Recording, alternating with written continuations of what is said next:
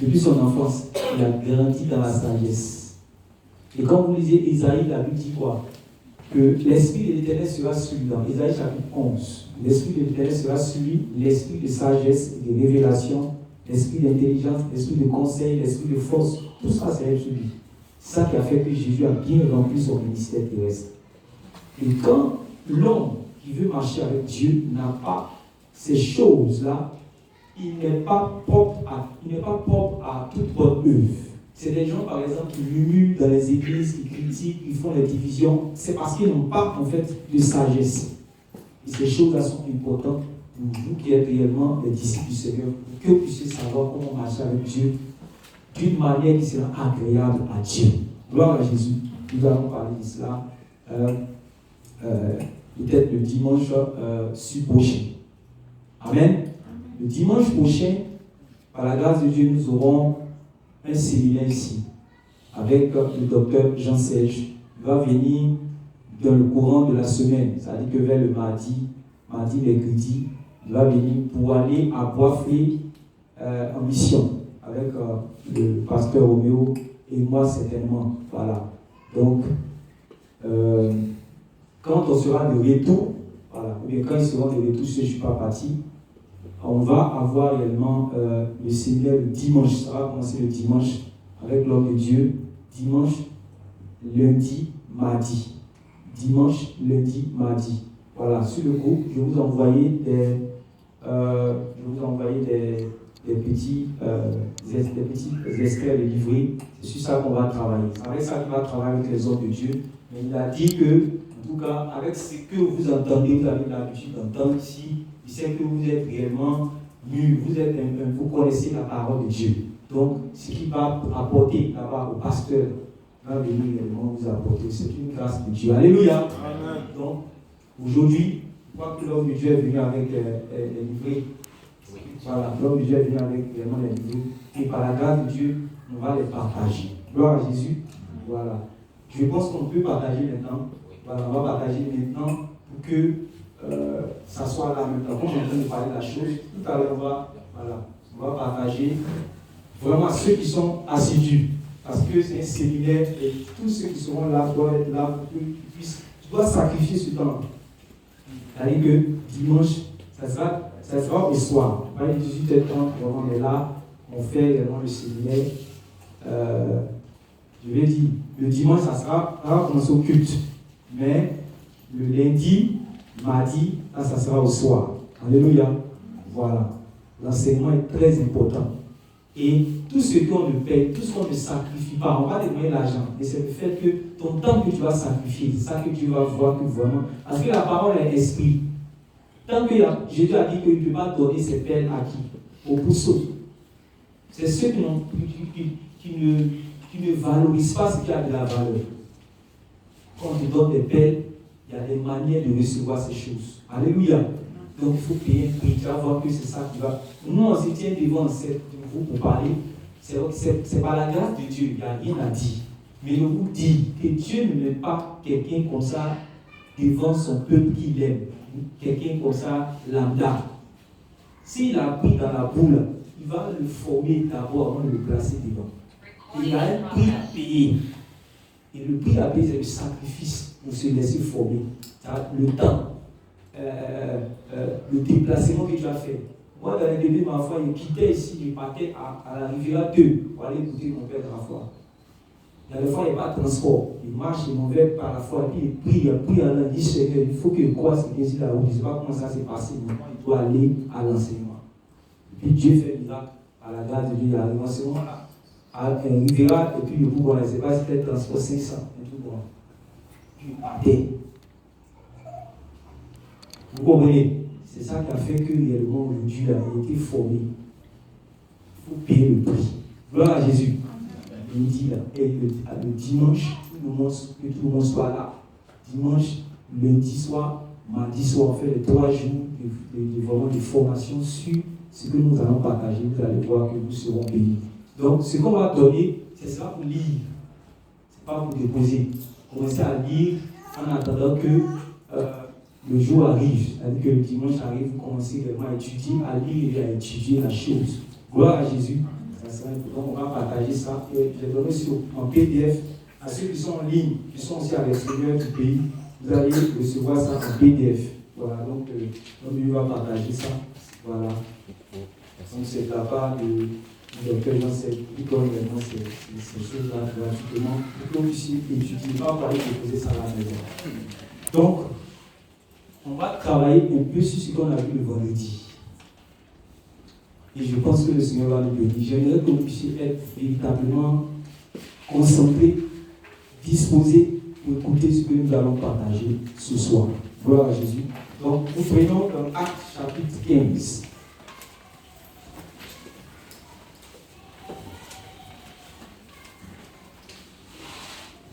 Pour que vous puissiez comprendre l'importance de ce que nous allons voir, pour que vous puissiez comprendre l'importance de ce que nous allons voir, je vais nous montrer des nuances dans nos Bibles. Alléluia. Je vais vous montrer, voilà, 2 passages et nous allons voir la nuance. Je vais prendre des passages comme ça, ou bien je vais donner moi et je vais citer comme vous allez voir après dans vos échelles, dans vos Bibles. Le Seigneur Jésus a dit, depuis le temps de Jean-Baptiste, le royaume des cieux est forcé. Est comment? Forcé. Est forcé. Et ce sont les violents qui s'en emparent. Ce sont les violents qui s'en emparent. Qui a déjà lu ça? Qui a déjà entendu ça au moins? Depuis le temps de Jean-Baptiste, le royaume des cieux est forcé. Ce sont les violents qui s'en emparent. N'est-ce pas? Et quand vous lisez dans Romains chapitre 2, là-bas, j'aimerais que vous lisiez, vous voyez de vos propres yeux. Voilà. Romains chapitre 2.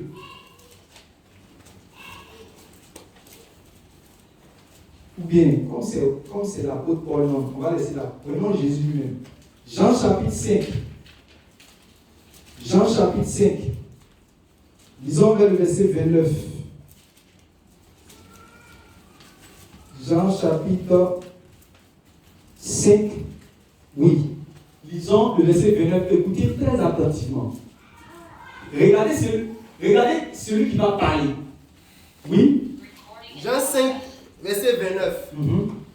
Ceux qui auront fait le bien ressusciteront pour la vie. D'abord, ce qu'il parle ici, ce passage-là, c'est le Seigneur Jésus qui parle. Amen. C'est lui qui avait commencé par dire, celui qui croit au Fils a la vie. Amen. Il ne vient pas. Regarde, tu vas lire même le verset. Tu vas lire le verset.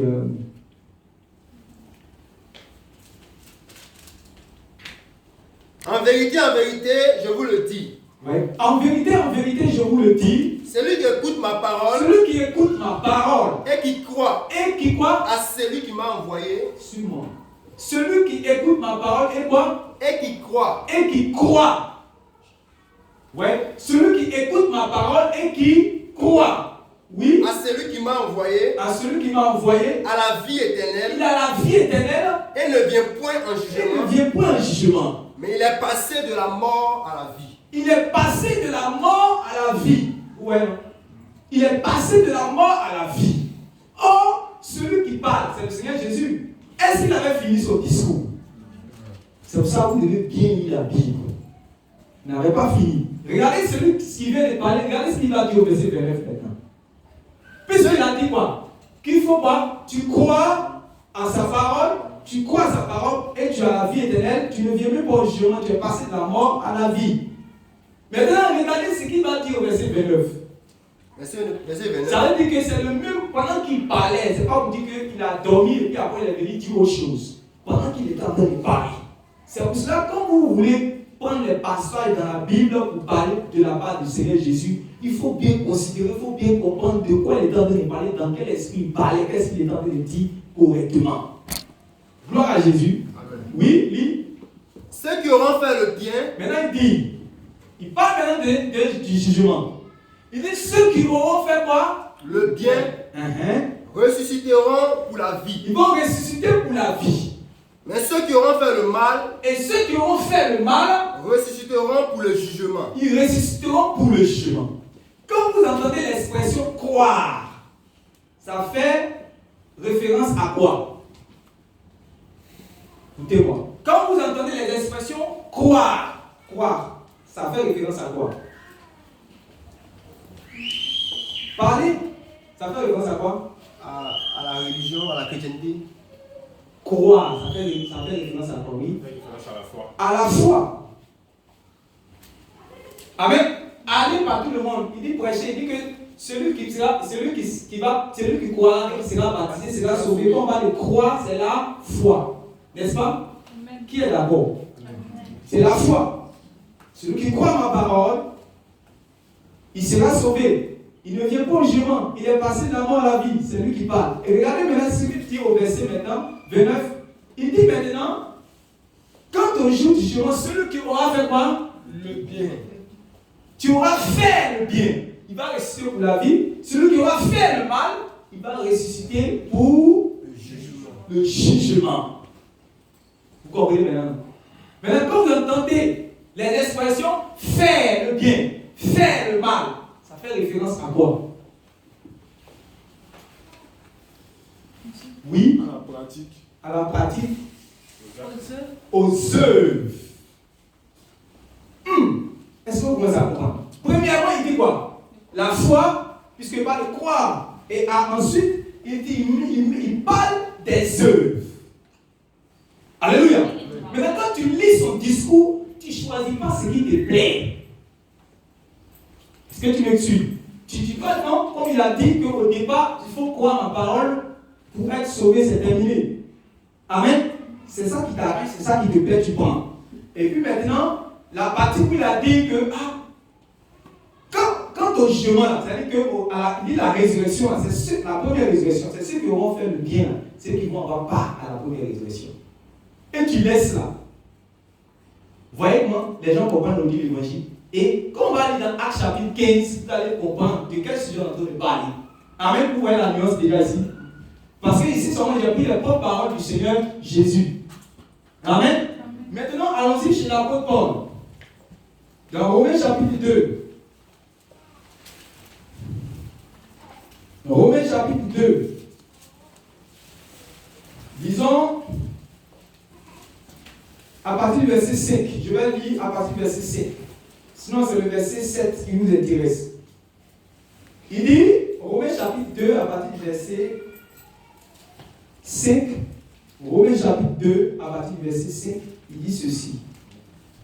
Mais par ton endurcissement et par ton cœur impénitent, tu t'amasses un trésor de colère pour le jour de la colère et de la manifestation du jugement de Dieu, qui rendra à chacun selon ses œuvres. Maintenant, il dit ce Dieu-là, il dit réservant la vie éternelle à ceux qui, par, vous lisez quoi? Par la persévérance à bien faire. Par la persévérance à bien faire. Ouais, non? Il réserve la vie éternelle à ceux qui, par la persévérance à bien faire, cherchent l'honneur, la gloire et l'immortalité. Persévérance à bien faire, ça renvoie à quoi? Ça renvoie à quoi? La persévérance dans les bonnes œuvres. Continue toujours à faire.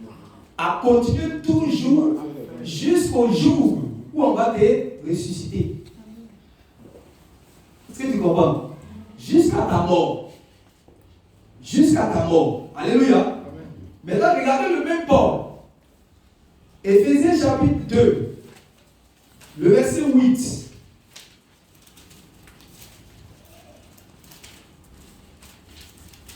Parce qu'un homme normal, intelligent, un enseignant, il ne peut pas dire une chose et puis son contraire. Voilà comment vous devez comprendre les choses. C'est pour ça que quand le Seigneur il a parlé de quoi, après il a parlé des œuvres. On sait maintenant ce que le Seigneur est en train de dire. Donc, il y a des choses à prendre au sérieux. Alléluia. Amen. C'est la même chose. Éphésiens chapitre 2, le verset 8. Qu'est-ce qu'il y a écrit là-bas?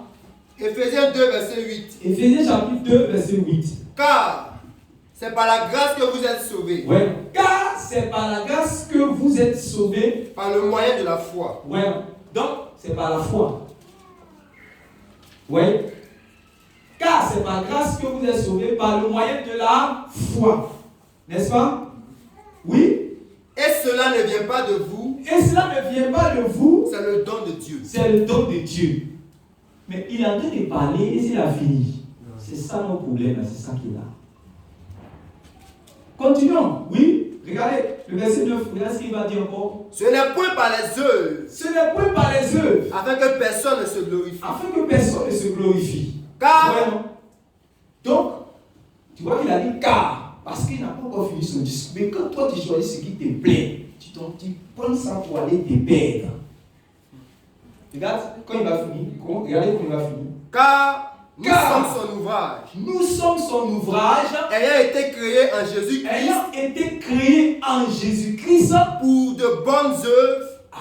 Pour de bonnes œuvres. Que Dieu a préparées d'avance. Que Dieu a préparées d'avance. Afin que nous les pratiquions. Afin que nous les pratiquions. Vous voyez qu'il n'a pas dit une chose à la fois. Quand tu viens de lire Jean 5 et puis tu viens de lire ça, là, il y a une différence là.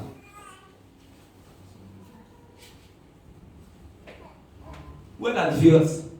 Maintenant, le problème se trouve le problème ici, dans ce verset, c'est que c'est le mot œuvre qui fatigue. Puisque le verset 9, il va dire que, le verset 8, il dit que cela ne vient pas de vous. Et de 2, il va plus loin au verset 9 en disant que ce n'est point par les œuvres. Mais si tu ne sais pas de quelle œuvre il est en train de parler ici, c'est là qu'il y a un problème.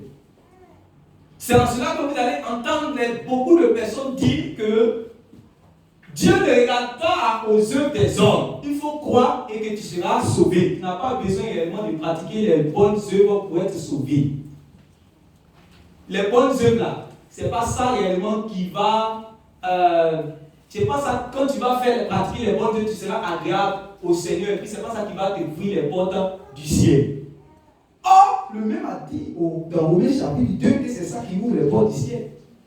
Puisque dit tous ceux qui persévèrent dans la pratique des bonnes œuvres parce qu'ils cherchent. Les gens se plaignent aujourd'hui pour dire que réellement eux ne pratiquent pas les bonnes œuvres parce qu'ils ne cherchent pas. Eux, d'autres même rentrent dans les théories. Ils disent que réellement c'est parce que je suis sauvé que je pratique les bonnes œuvres. C'est pas parce que je ne pratique pas les bonnes œuvres pour être sauvé, mais c'est pas Dieu. C'est-à-dire que c'est parce que je suis sauvé que je pratique les bonnes œuvres. Ok, nous là, c'est ce que la parole de Dieu dit là. C'est sur ça qu'on croit, c'est sur ça qu'on assis. Beaucoup de personnes pensent connaître la parole de Dieu, mais ils ne connaissent pas en réalité la parole de Dieu. Est-ce que vous me suivez?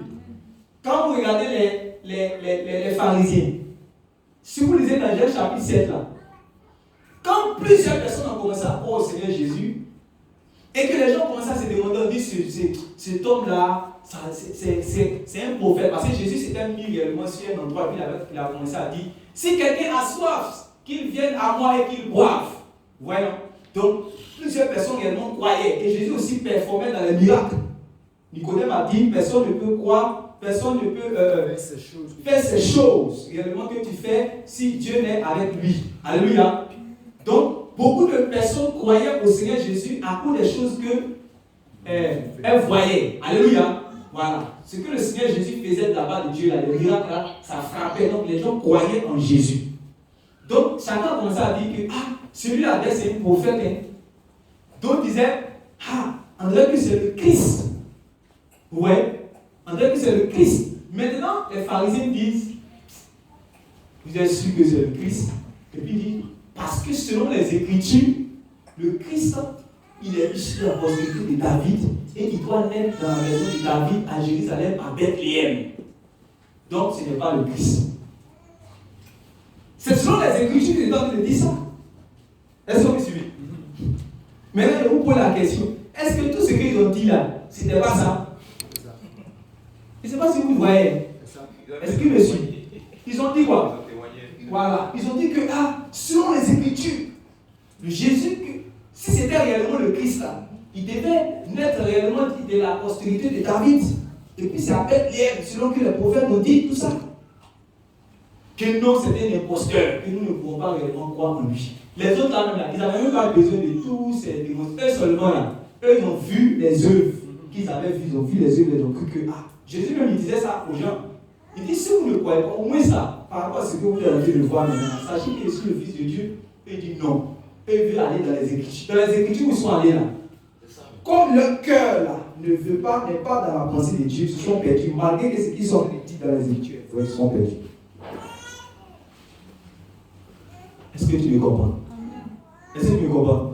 Dans la parole de Dieu là, il faut qu'on puisse aller doucement, bien, qu'on soit serré par le Saint-Esprit selon la volonté du Seigneur. Est-ce que tu me suis? Donc, quand il dit que c'est par grâce que vous êtes sauvés par le moyen de la foi, cela ne vient pas de vous, c'est le don de Dieu. Et il va plus loin dire, ce n'est point par les œuvres, afin que personne ne se glorifie. Et si tu ne sais pas de quelle œuvre ici on parle, parce que, regardez, quand vous arrivez au verset 19, on dit que quand Dieu vous a créé là, quand Dieu vous a créé en Jésus-Christ, vous savez qu'on rentre dans cette création à partir de la nouvelle naissance. Amen. On rentre dans cette création à partir de la nouvelle naissance. Si quelqu'un est en Christ, il est une nouvelle créature. Voilà. Maintenant, quand tu as été recréé en Jésus-Christ là, c'est pour un but. Quand le but n'a pas été atteint, c'est que c'est un but qui est joué. Tu mets à côté. Maintenant, on dit que quand tu as été créé en Jésus-Christ, c'est pour de bonnes œuvres afin. C'est-à-dire que l'appareil qui est là, qui donne la lumière, là, si réellement on a branché que ça ne s'allume pas, celui qui a pris plusieurs mois pour pouvoir concevoir cela, là, ça sera à zéro parce que ça ne sert à rien, on va prendre, on va jeter. C'est utile parce que ça donne la lumière. Ce n'est pas l'apparence là qui est là, ce n'est pas ça qui est important. C'est la lumière que ça donne. Ouais, parce que c'est le but qui est là. Amen. Le but pour lequel on a été recréé en Jésus-Christ, c'est pour pratiquer des bonnes œuvres. Parce que c'est en pratiquant les bonnes œuvres qu'en réalité ça te met dans les conditions pour qu'au jour de son avènement, tu puisses entrer dans le royaume de Dieu. Amen. Gloire à Jésus. Amen. Maintenant, pour comprendre de quelle œuvre on est en train de parler ici, parce que c'est la même chose qu'il va parler, on va voir dans Actes chapitre 14 qu'on est en train de voir. Dis à ton frère, il y a œuvre et il y a œuvre. Il y a œuvre et il y a œuvre. Alléluia. Amen. Voilà. Il y a ce qu'on appelle les œuvres de la foi. Amen. Et il y a ce qu'on appelle les œuvres de la loi dans les Écritures. Il y a ce qu'on appelle les œuvres de la foi et il y a ce qu'on appelle les œuvres de la loi.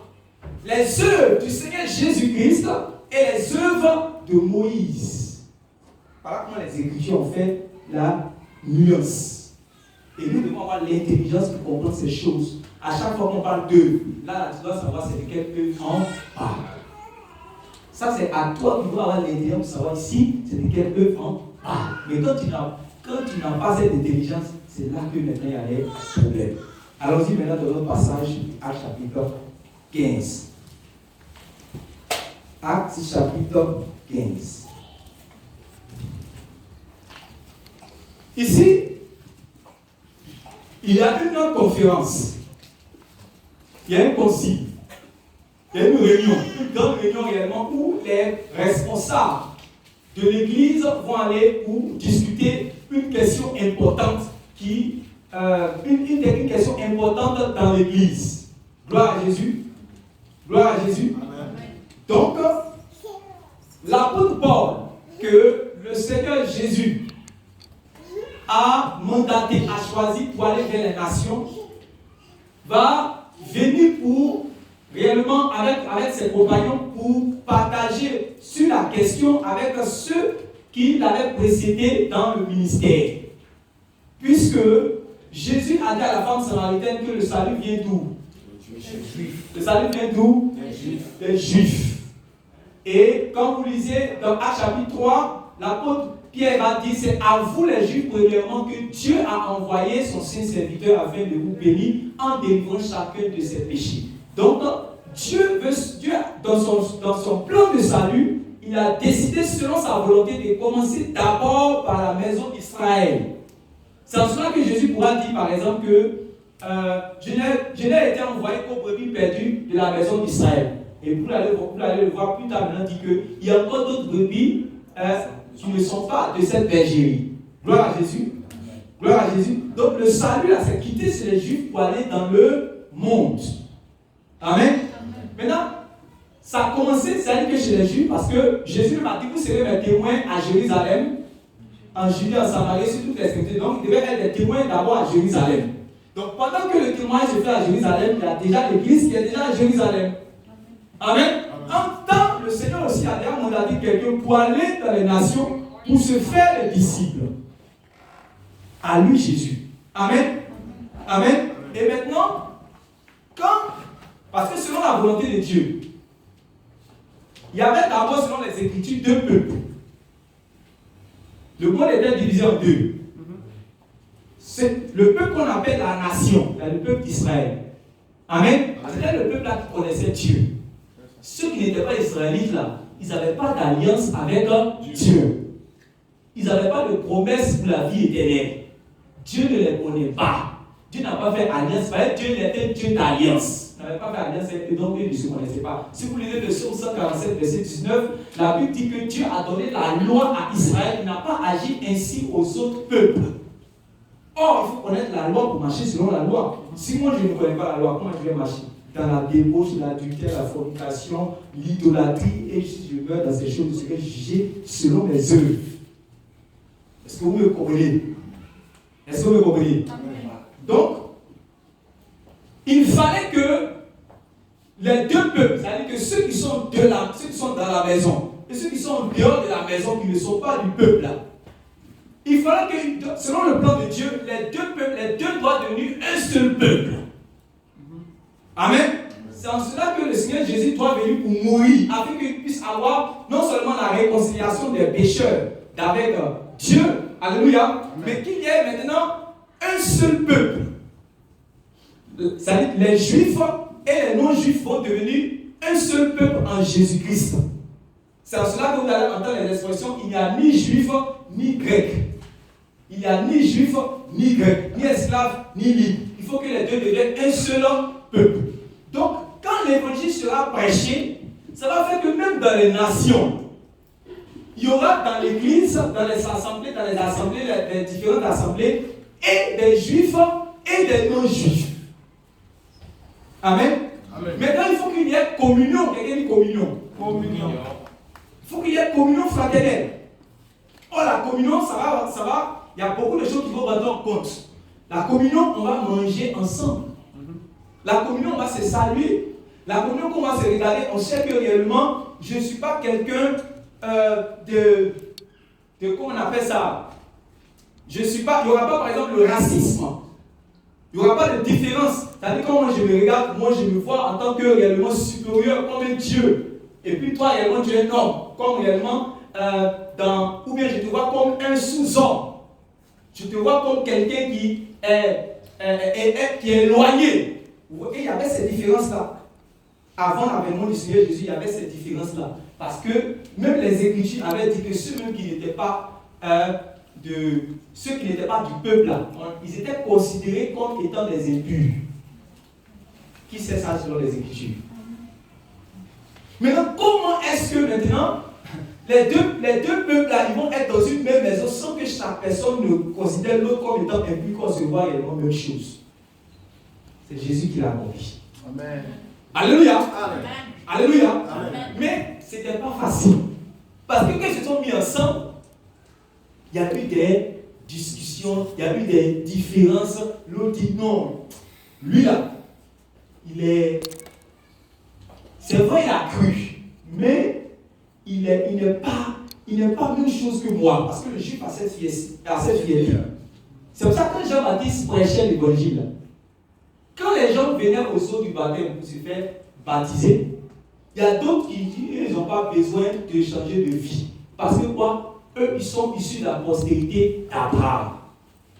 Amen. Donc le juif a sa fierté de ce que lui, il est issu d'Abraham. Or, Abraham, c'est l'ami de Dieu. Donc lui, il fait partie de l'alliance avec Dieu. Donc il voit que quelqu'un n'est pas juif là. Alors comment est-ce que lui sera aussi ami avec Dieu. C'est difficile pour lui d'accepter. Est-ce que vous comprenez? C'est très difficile pour lui d'accepter. Et c'est ce qui s'est passé, c'est que Dieu maintenant voulait faire comprendre, ce que le Saint-Esprit voulait faire comprendre à l'apôtre Pierre. Quand il était sur Simon le courroyeur, où il avait fait, il allait sur la dalle. Et puis il a commencé à prier, il a eu une extase. Le ciel était ouvert, il y a une nappe qui s'est dressée et on a mis des animaux pour qu'ils mangent. Les animaux, là, il y avait des animaux impurs et il y avait des animaux purs. Tout était mélangé. Et on dit, mange. Oh, il voit qu'il regarde, il voit que c'est des animaux impurs. Et il dit à l'ange que moi, je n'ai jamais mangé réellement ces choses. Alléluia. On dit, tu les manges. Il dit, non, depuis que moi je suis enfant, selon la parole là, je n'ai jamais mangé ça. Comment tu peux me dire, tu les manges? Il dit que ce que moi j'ai déclaré pur, est-ce que toi tu peux déclarer cela impur? Amen. Mais Pierre a résisté 3 fois. Amen. Il n'a pas accepté de manger. Jusqu'à ce que maintenant il se réveille. Quand il se réveille maintenant, le Saint-Esprit, c'est-à-dire que, parce qu'il y avait un événement qui s'était déjà passé. Vous savez qu'il y a un ange du Seigneur qui allait apparaître à un non-juif, un païen. Les non-juifs, c'est ce qu'on les appelle les païens. Il s'appelait Corneille. Il est apparu à Corneille et il a dit à Corneille que tes aumônes et tes prières sont montées. Et Dieu m'a envoyé réellement pour te dire qu'il a une bénédiction pour toi. Et c'est la bénédiction réellement du salut. Et vous savez que le salut, ça vient à partir du moment où on entend le message. Je voulais dire ce message-là, j'ai confié ça à un de mes serviteurs qui s'appelle Simon, qui habite chez un certain Simon le courroyeur. On voit les gens, va vers lui pour entendre réellement la parole que je lui ai confiée pour que toi, tu sois sauvé. Alléluia. Amen. Alléluia. Amen. Donc c'est là qu'il va envoyer maintenant des gens pour aller chez Simon Pierre. Pour aller chercher Simon Pierre, chez Simon le courroyeur. Et quand il a eu cette extase, il s'est réveillé, c'est là que ceux que Corneille a envoyés sont venus frapper à la porte. Donc il a ouvert. Le Saint-Esprit lui a dit automatiquement que va avec eux, c'est moi qui les envoie. Amen. C'est ainsi que Simon Pierre maintenant va le suivre, va aller dans la maison de Corneille. Quand il va vouloir rentrer dans la maison, quand Corneille sait que Simon Pierre arrive, Corneille se couche. Il fait comme ça. Parce qu'il sait qu'il est différent. Est-ce que vous me suivez? Il se couche comme ça. Comme quand tu es devant le Seigneur Jésus. C'est comme ça le païen, lui, doit faire quand il voit qu'un homme, saint homme de Dieu qui est juif, vient dans sa maison. Je vous explique la Bible, vous allez rentrer dans la Bible. Il était comme ça. Il voulait faire comme ça. Donc quand il voulait faire comme ça, il s'est mis en même temps comme ça. Pierre lui a dit non, pas faire comme ça. Que le Seigneur vienne m'apprendre quelque chose. Que de ne pas réellement faire des différences, de ne pas faire réellement d'acception. Alléluia. Que je ne dois pas te regarder comme étant quelqu'un d'un impur. C'est fini, que je ne dois pas te regarder comme ça. Toi-même, tu sais, toi-même, tu sais que normalement, il y a une différence. C'est normal que tu fasses ça, mais le Seigneur vient de m'apprendre quelque chose, donc je ne dois pas accepter ça. Amen. Suivez-moi bien. Donc, il dit maintenant, ok, le Seigneur a dit des paroles pour nous, nous sommes là, et c'est un homme vraiment béni. C'était lui pour lui semer là, réunir toute sa famille, ses amis, il dit venez, vous allez écouter maintenant. C'est là que Pierre va commencer à ouvrir la bouche et il va prêcher le message du Seigneur Jésus. Pendant que Pierre prêchait la parole, le Saint-Esprit a commencé à toucher le cœur des païens qui étaient dans la maison de Corneille. Corneille lui-même et puis tous ceux qui étaient dans sa maison.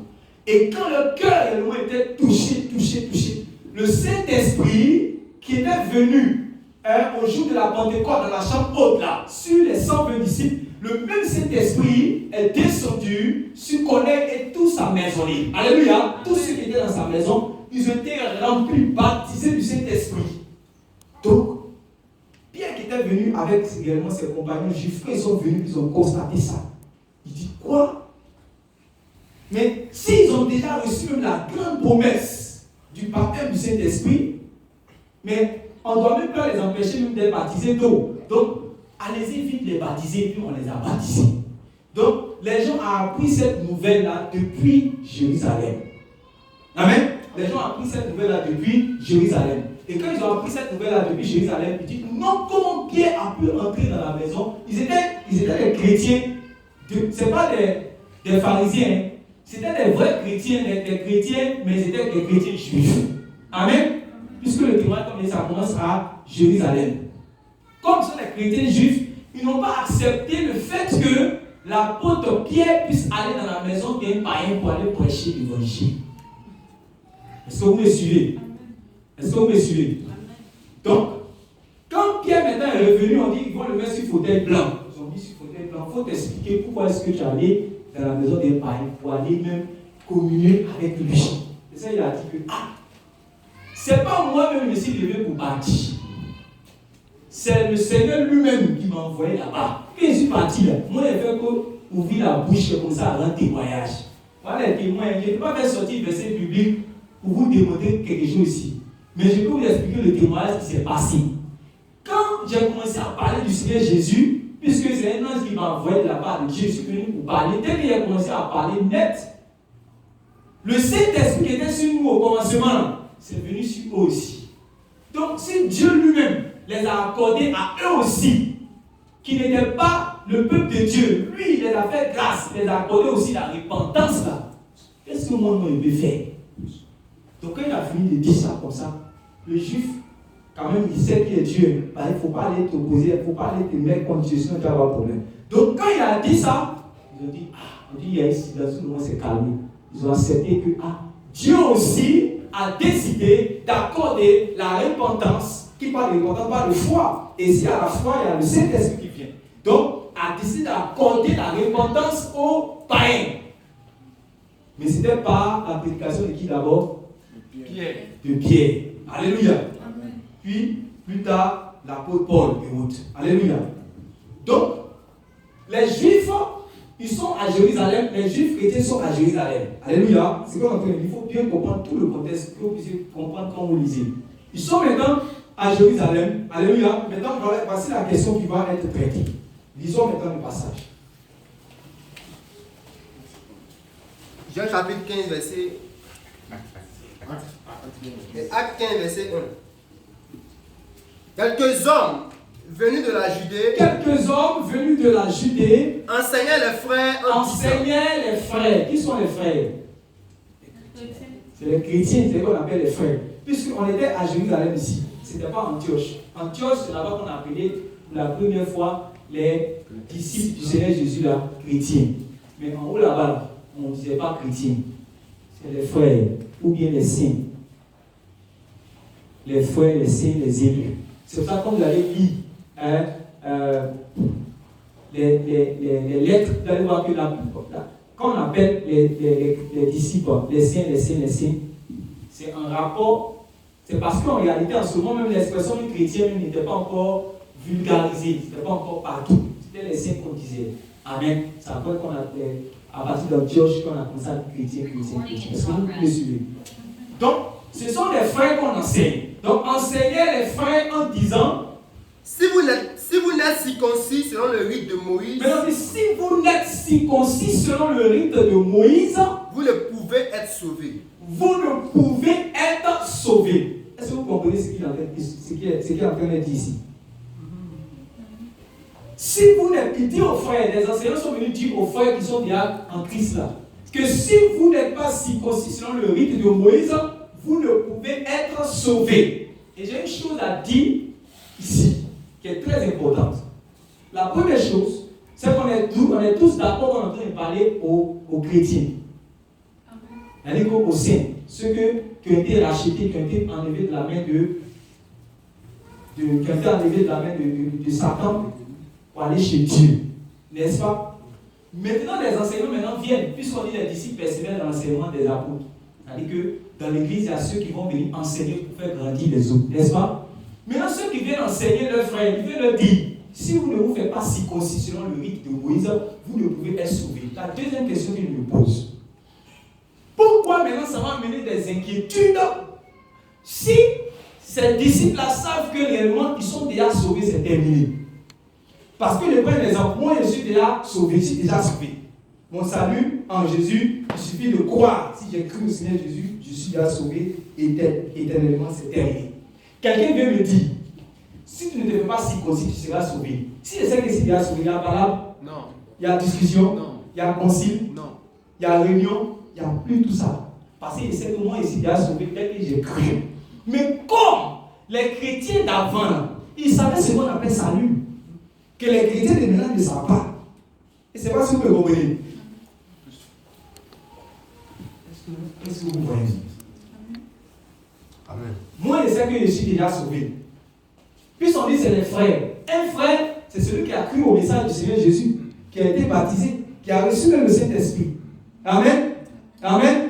Maintenant, quand tu as reçu tout ça, quand on vient de dire, ah, si tu ne te fais pas circoncis, hein, tu ne seras. Je sais qu'on est d'accord que les Juifs, ce qu'ils sont en train de dire, n'ont pas raison. Mais il faut comprendre quelque chose dans ce qui vient de se passer. S'ils viennent dire que, ah, si vous ne vous faites pas circoncis, vous ne serez pas sauvés, ça veut dire que les frères, là, ils savent en réalité ce que c'est que le salut. Ça veut dire qu'ils ont commencé d'être sauvés, mais leur salut n'est pas encore achevé. C'est clair ici. Ce n'est pas quelque chose que j'ai cru et puis définitivement c'est terminé. C'est parce qu'ils savent que le salut a un commencement et le salut a une fin. Et la fin de ce salut-là, c'est l'avènement du Seigneur Jésus qui va venir pour te prendre, toi et moi, pour te déposer réellement dans la place dans le ciel, dans le royaume de son Père. C'est là qu'il peut dire que je ne perdrai personne de ce que réellement le Père m'a donné. Mais tant que tu n'es pas encore arrivé là-bas, tu continues de courir la course. C'est ça qui fait que quand quelqu'un vient mettre ton salut en danger, tu peux dire que non. Et puis il peut y avoir maintenant une discussion. On est d'accord. Est-ce qu'on est d'accord? Amen. Donc il faut bien comprendre la notion même du salut. C'est parce qu'ils avaient compris la notion du salut que maintenant ça a mené ici quoi, une autre discussion. Maintenant on dit, suivez-moi le verset 2 qui quoi? Paul et Barnabas eurent avec eux un débat et une vive discussion. Et les frères décidèrent que Paul et Barnabas et quelques-uns de leurs monteraient à Jérusalem vers les apôtres, les anciens, pour traiter cette question. Mais donc on a fini de voir que, si on a traité cette question, c'est parce que les gens avaient bien compris la notion du salut. Et que le salut sera concrétisé pour toute âme lorsque cette âme, ayant été pour le premier avènement du Seigneur Jésus, ayant cru au premier avènement du Seigneur Jésus, cette âme a été rachetée. Cette âme-là qui va persévérer dans l'enseignement du Seigneur, au retour du Seigneur Jésus, quand le Seigneur Jésus va venir, prendre réellement ceux qui vont persévérer dans le bien, qui vont persévérer dans son enseignement, il va les prendre pour les mettre dans le royaume de Dieu. C'est là mon salut. Là. Je peux croiser maintenant mes pieds comme ça, et puis m'asseoir à la table à côté d'Abraham, parce que c'est terminé. Il faut à faire. Le chrétien de la Bible, lui savait ça. Amen. Amen. Maintenant, ils vont envoyer qui? Ils vont envoyer Paul et Barnabas, puisque c'est Paul et Barnabas qui vont être réellement, selon Actes chapitre 13, envoyés par le Saint-Esprit pour l'œuvre à laquelle les a appelés. Ils vont aller vers les nations pour aller choisir du milieu des nations un peuple que Dieu veut sauver. Amen. Amen. Amen. Maintenant, comment est-ce que l'évangile va aller réellement? On va parler aussi de ça, puisqu'on dit d'envoyer Paul et puis Barnabas. Parce que Paul et Barnabas, ici, sont comme étant les défenseurs, c'est eux qui doivent venir parler pour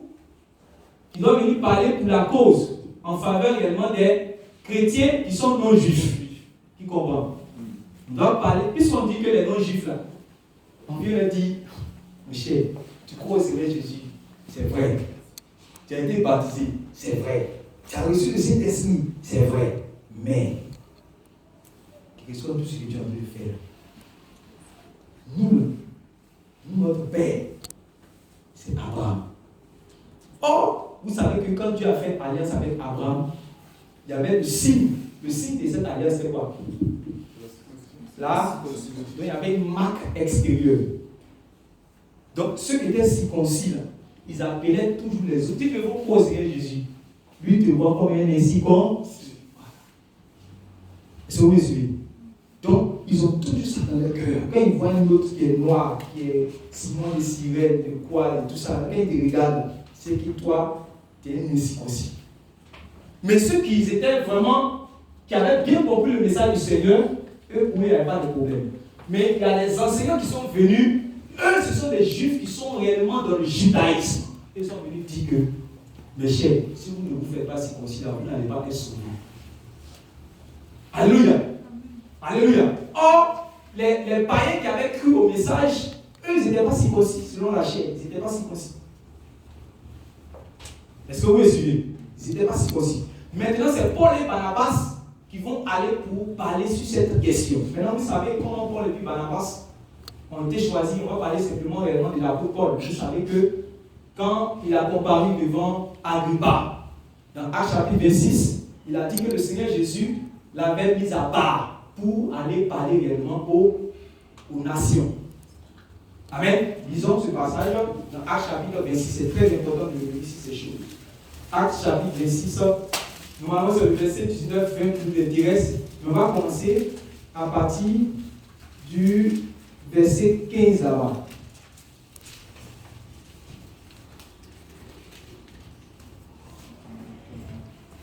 On a trouvé, non? Lisons le verset 14. Acte 26, verset 14. Suivez très bien. Toujours. Oui. Nous tombâmes tous par terre, et j'entendis une voix qui me disait en langue hébraïque: Saul, Saul, pourquoi me persécutes-tu? Il te serait dur de régember contre mes aiguillons. Je répondis: Qui es-tu, Seigneur? Et le Seigneur dit: Je suis Jésus que tu persécutes. Je suis Jésus que tu persécutes. Mais lève-toi. Mais lève-toi. Et tiens-toi sur tes pieds. Et tiens-toi sur tes pieds. Car je te suis apparu pour t'établir ministre et témoin des choses que tu as vues. Car je te suis apparu pour t'établir ministre. Ouais, non. T'établir, Jésus qui établit. L'homme ne peut pas s'arroger le droit lui-même d'être ministre du peuple de Dieu. C'est Dieu qui établit. C'est pour ça que dès que réellement tu vas contre un ministre, c'est derrière celui qui l'établit que tu viens contre lui. Si c'est un faux ministre, il n'y a pas pour lui. Si c'est un vrai ministre, c'est derrière celui qui l'établit que tu vas vers. C'est le Seigneur qui établit. Oui. Pour t'établir ministre. Pour t'établir ministre. Et témoin. Et témoin. Des choses que tu as vues. Des choses que tu as vues. Qu'est-ce qu'il a vu? Rapidement, vous lisez la Bible. Qu'est-ce qu'il a vu? Il a vu qui? Le Seigneur Jésus glorifié. Amen. Amen. Donc tu seras témoin de cela. Oui. Et de celles pour lesquelles je t'apparaîtrai. Donc il va apparaître encore plus tard, encore à l'apôtre Paul. Oui, continuons. Je t'ai choisi du milieu de ce peuple et du milieu des païens vers qui je t'envoie. Vers qui je t'envoie. Ouais, non. Vers qui je t'envoie, oui. Afin que tu leur ouvres les yeux. Afin que tu leur ouvres les yeux. Pour qu'ils passent des ténèbres à la lumière. Pour qu'ils passent des ténèbres à la lumière. Amen. Amen. Pour qu'ils passent des ténèbres à la lumière. Je t'envoie vers eux. Vous savez que comment les gens vont passer des ténèbres à la lumière? Comment les gens vont passer des ténèbres à la lumière? C'est en croyant au Seigneur Jésus-Christ. C'est comment? C'est en croyant au Seigneur Jésus-Christ. C'est en croyant au Seigneur Jésus. Mais comment est-ce qu'on croit au Seigneur Jésus-Christ? C'est en entendant la parole du C'est en Seigneur. entendant la parole. Et quand je parle comme ça, vous voyez quel verset? Romains chapitre 10. Romains chapitre 10. La foi vient d'où? De ce qu'on entend. Et ce qu'on entend vient la parole de Christ. La parole de Christ. Amen. Amen. Amen. Est-ce que quand Dieu voulait sauver Corneille, il est descendu lui-même pour aller prêcher à Corneille? Non. Il va pas faire ça. Ça, c'est pas la norme. Ce que Dieu a fait, c'est que c'est une exception. La norme, c'est que réellement la parole soit prêchée. Tu comprends? Amen. Parce que si on n'a pas prêché, comme vous lisez dans Romains chapitre 10, à partir du verset 14, on dit: quiconque invoquera le nom du Seigneur sera sauvé. Amen. Et il dit: comment est-ce que les gens vont invoquer le Seigneur s'ils ne connaissent pas le Seigneur? Et comment est-ce qu'ils vont connaître le Seigneur s'il n'y a personne qui prêche? Et comment est-ce que quelqu'un va aller prêcher s'il n'est pas envoyé? Donc, ça va commencer par être envoyé d'abord. Qui enverrai-je? Alléluia. Amen. Parce que ici, dans ce quartier, parce que à Matoury, parce que à Jacquesville, parce que au Koweït, parce que à Bégerville, il y a des pécheurs, il y a des marabouts, il y a des vantards, des frivoles, il y a des féticheurs, il y a des brouteurs, des gens qui vivent dans le péché. Mais moi, Dieu, comment est-ce que je vais aller les sauver? Donc, le moyen par lequel je puisse sauver, c'est que je puisse moi-même réellement me référer à une personne d'abord. Alléluia. Qui enverrai manquerai-je? Et qui marchera pour nous? Donc il vient une personne, il se révèle à une personne, il sauve cette personne, il purifie cette personne, il délivre cette personne et il établit cette personne pour aller vers les autres. C'est bon? Il établit maintenant cette personne pour aller vers les autres. C'est-à-dire, comment est-ce que je vais prêcher si on ne m'a pas envoyé? Donc celui qui prêche, il prêche un message de celui qui l'a envoyé. Amen. Donc, maintenant, quand tu vas prêcher le message va communiquer la foi à ceux qui n'avaient pas la foi. Donc, quand tu regardes réellement le brouteur, la gérée de busy, le fumeur de cigarettes, il ne faut pas le juger. C'est parce qu'il n'a pas le message qu'il est comme ça. Amen. Toi-même et moi, nous sommes plutôt au ciel pour tomber. Non. On n'est pas plutôt au ciel pour tomber. C'est le message qui nous a transformés. Amen. C'est le message qui nous a engendrés. C'est le message qui nous a reconditionnés. C'est le message qui nous a donné une nouvelle image. C'est le message qui nous a donné un nouveau cœur. C'est le message qui a fait qu'aujourd'hui nous avons la foi. On était sans foi ni loi. On était sans alliance. Privés du droit d'hésiter en Israël. On ne connaissait pas les promesses de Dieu. On n'avait aucune espérance. Si on mourait en descendant en enfer. On n'était pas des gens qui étaient connus. C'est-à-dire que des gens qui étaient destinés à finir dans le royaume de Dieu. Mais on était plutôt destinés à finir en enfer à cause de nos mauvaises actions. Mais il fallait que le message nous atteigne. Alléluia. Il fallait que des gens puissent recevoir, accepter d'aller vers nous, pour nous parler du Seigneur Jésus. Alors, quand nous allons croire au Seigneur Jésus, alléluia, Amen. nous allons maintenant avoir la foi. Et nous allons pouvoir invoquer le Seigneur pour être sauvés. Est-ce que vous voyez le cheminement? C'est pour cela que si vous ne bougez pas, c'est dangereux. C'est pour cela que vous qui êtes là réellement, qui avez reçu le message, si vous êtes assis dans le message, vous serez jugés. Quand vous lisez les livres des prophètes, on parle de sa sentinelle qui connaît la volonté, qui sait ce qu'il doit faire. Et il ne fait pas, il laisse réellement le pécheur mourir dans son péché. Qu'est-ce qu'on fait à la sentinelle? On demande des comptes.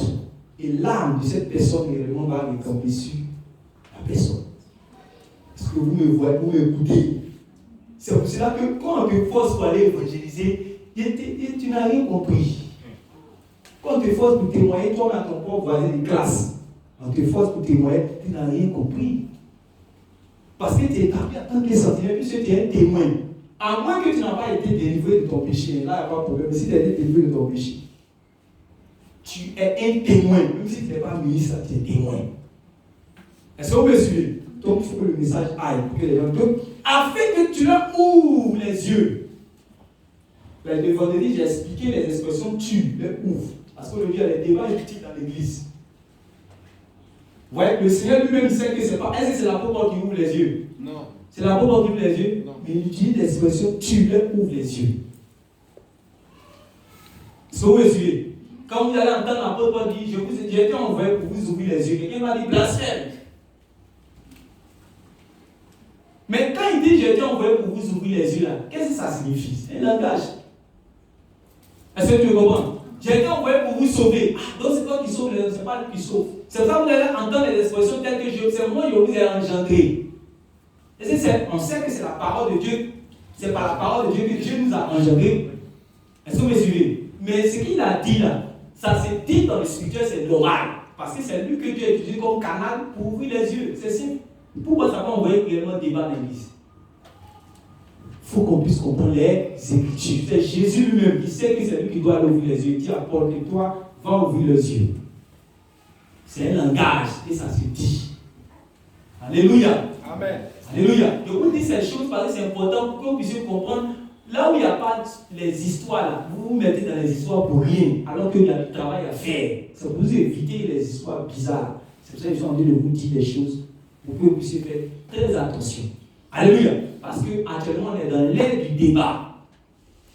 On est dans l'ère de la parole. Et les gens confondent la parole et puis le débat. Ce n'est pas la même chose. Alléluia. Afin que tu leur ouvres les yeux pour qu'ils passent des ténèbres à la lumière. Parce que le monde est dans les ténèbres. Qui est au courant de ça? Amen. Il fait jour qui est là, il fait jour. Mais il fait noir. Amen. Amen. Le monde est dans les ténèbres. Comme les gens pratiquent réellement le péché. Dans les amphis, chez les étudiants, chez les élèves, dans chaque sphère de la société, les gens vivent vraiment dans la débauche. Ça libère l'atmosphère, ça pollue tout le monde entier dans le noir.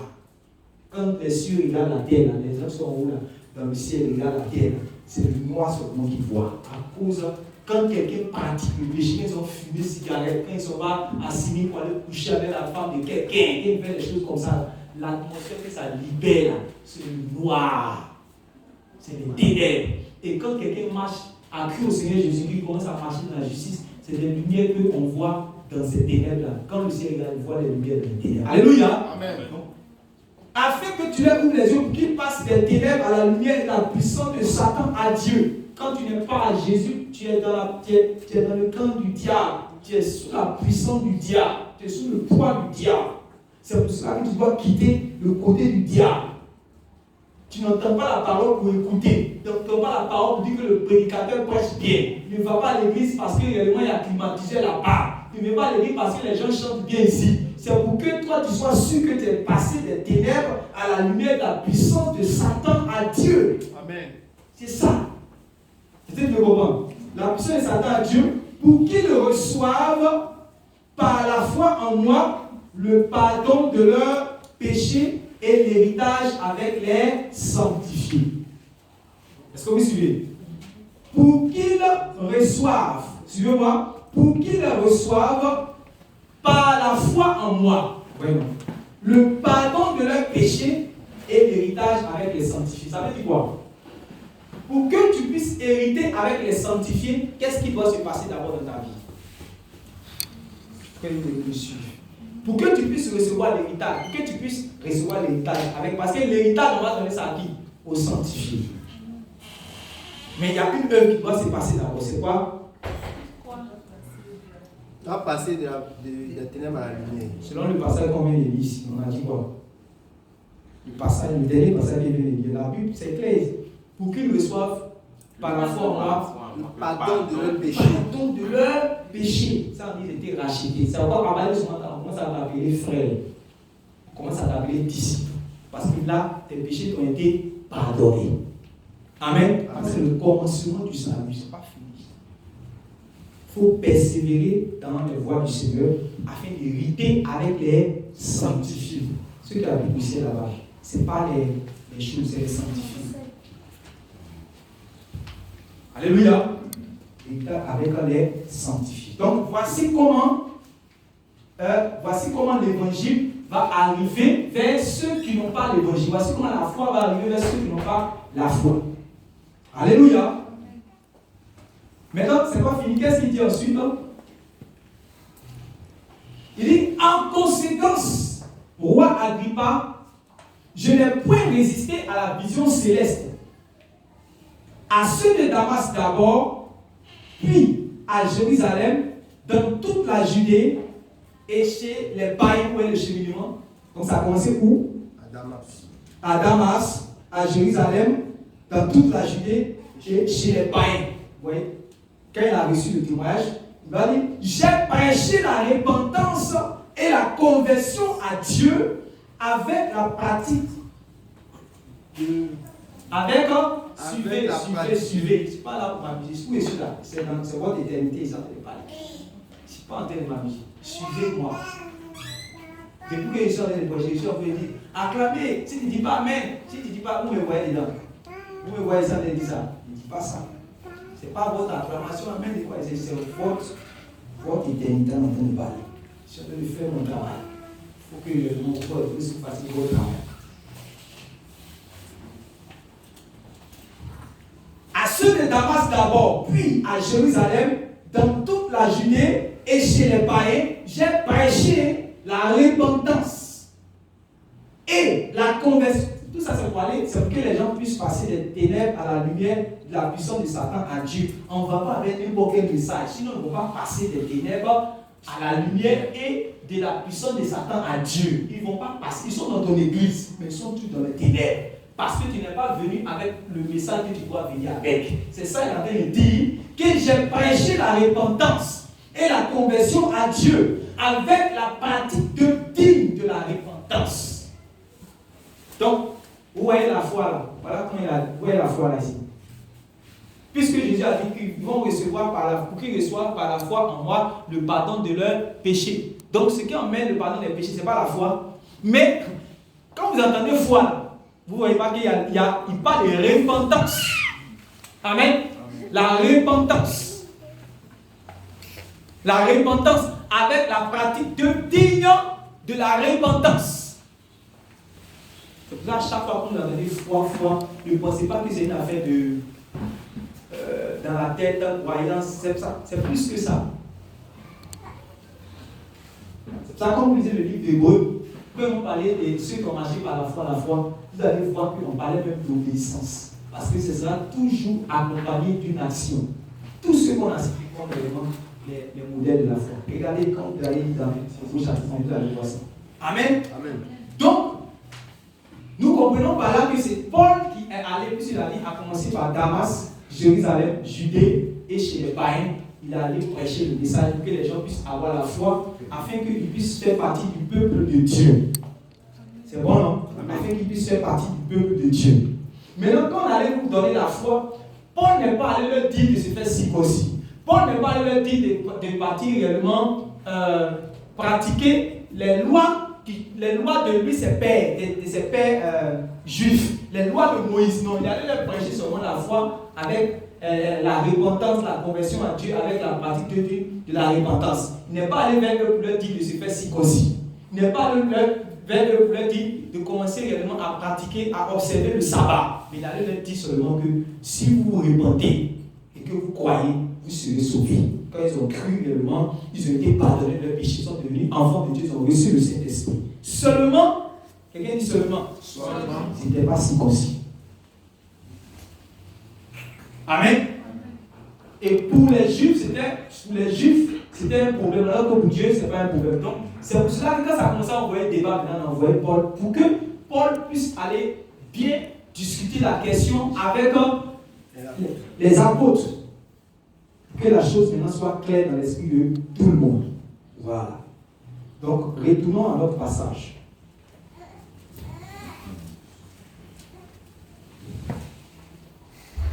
Le verset 3 dit, Actes chapitre 15, verset 3 dit, après avoir été accompagnés par l'Église, ils poursuivirent leur route à travers la Phénicie et la Samarie, racontant la conversion des païens, et ils causaient une grande joie à tous les frères.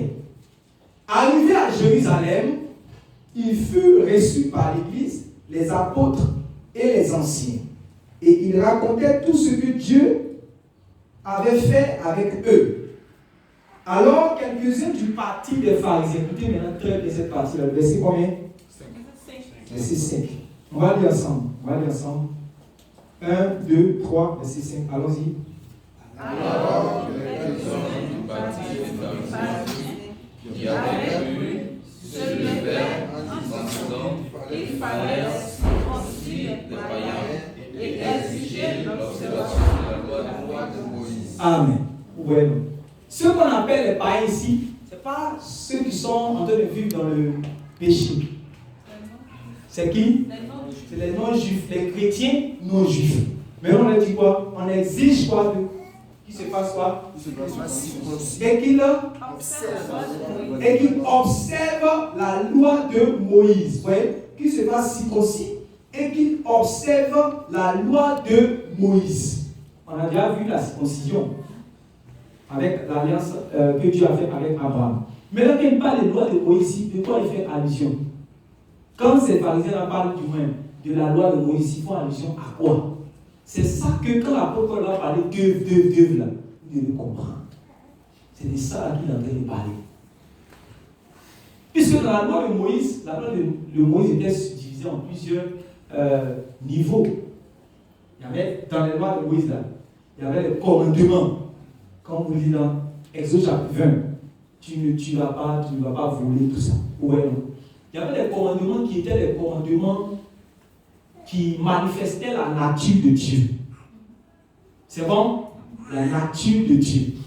Maintenant, il y avait des commandements, puisque Dieu, quand il va rentrer en alliance avec Abraham, c'est avec la famille d'Abraham, parce que ça va être Abraham qui va faire les femmes. La famille d'Abraham jusqu'au peuple à partir de Moïse. Donc, à partir de Moïse, le peuple va devenir une nation dans laquelle il y aura le gouverneur, les chefs, les juges.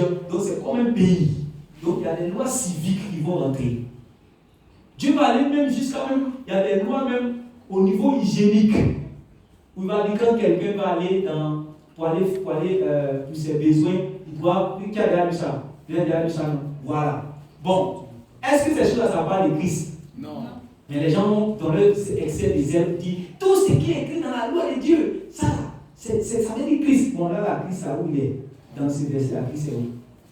Il y a les versets qui concernent Christ. Est-ce que tu comprends? Il y a des versets qui ne concernent pas Christ. Est-ce que tu comprends maintenant? Voilà. Donc, il y avait des lois à caractère hygiénique, civique, des lois morales, il y avait des lois cultuelles, des lois cérémonielles. Quand on va, puisque Dieu, on devait l'adorer, on peut l'adorer, il faut aller réellement au temple. Et au temple, on va adorer selon les exigences de la divinité, pas selon que je veux. Les fils d'Aaron se sont amusés à faire selon qu'ils veulent. Ils sont morts dans leur adoration. Amen. C'est selon les comment on appelle ça, les exigences de la divinité. Il y avait les pratiques.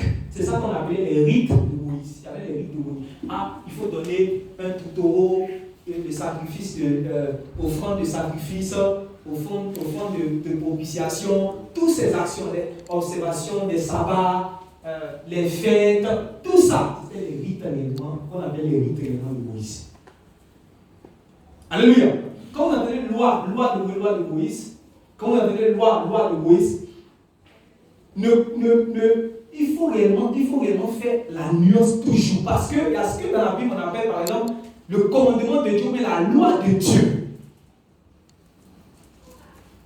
Quand les Écritures appellent la loi de Dieu, regardez, Jésus dans Matthieu chapitre 5, il va dire que ne pensez pas que je suis venu pour faire quoi? Abolir la loi. Pourtant, quand on lit dans Jean chapitre 1, le verset 17, on dit la loi a été donnée par Moïse et la grâce et la vérité sont venues par Jésus. Jésus même vient dire que je ne suis pas venu pour abolir la loi, mais je suis venu pour l'accomplir. Et il va aller plus loin pour dire que il y a des gens qui veulent nous enseigner réellement à négliger ça. Celui qui va réellement négliger là, il sera le plus petit.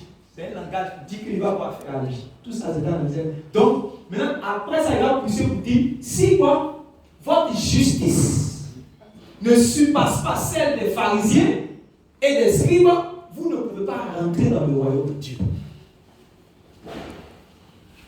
C'est Matthieu chapitre 5. Qui a déjà lu ça? Mais quand il dit si votre justice ne surpasse pas celle des scribes et des pharisiens, vous ne pouvez pas rentrer dans le royaume de Dieu, il parlait de quoi?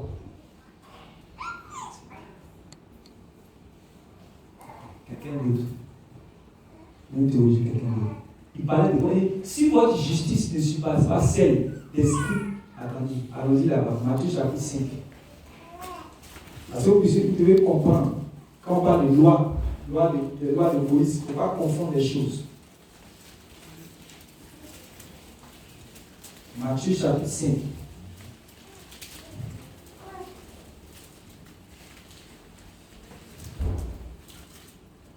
Disons le verset 19 et 20. Déjà, on a déjà vu que Jésus a dit que je ne suis pas venu pour. Il a dit à partir du verset 17, ne croyez pas que je suis venu pour abolir la loi ou les prophètes. C'est pour ça qu'on continue de parler, on continue de prêcher Christ avec la loi, on continue de prêcher la sainte doctrine même avec les prophètes. Ne croyez pas que je sois venu pour abolir la loi ou les prophètes. Je suis venu non pour abolir, mais pour accomplir, leur donner le sens véritable. Car, je vous le dis en vérité, tant que le ciel et la terre ne passeront point, il ne disparaîtra pas de la loi un seul iota ou un seul trait de lettre, jusqu'à ce que je sois arrivé. Maintenant, là, il faut avoir de l'intelligence. Il faut avoir de l'intelligence. Puisqu'aujourd'hui, Jésus dit par exemple que le Seigneur lui dit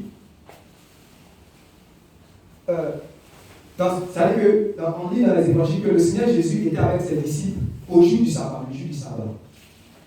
Et que ses disciples ont fini de travailler, ils sont allés faire l'œuvre de Dieu, ils avaient faim, ils sont arrivés dans la ville, ils ont vu les champs, ils étaient dans les champs, les plantations de là, ils ont coupé les épis de maïs, ils ont commencé à manger, chose qui était interdite dans la loi, puisqu'on était au jour du sabbat, n'est-ce pas? Et on dit qu'ils violent quoi? Le sabbat. Qui viole le sabbat. Et puis Jésus a dit que lui-même il est maître même du sabbat.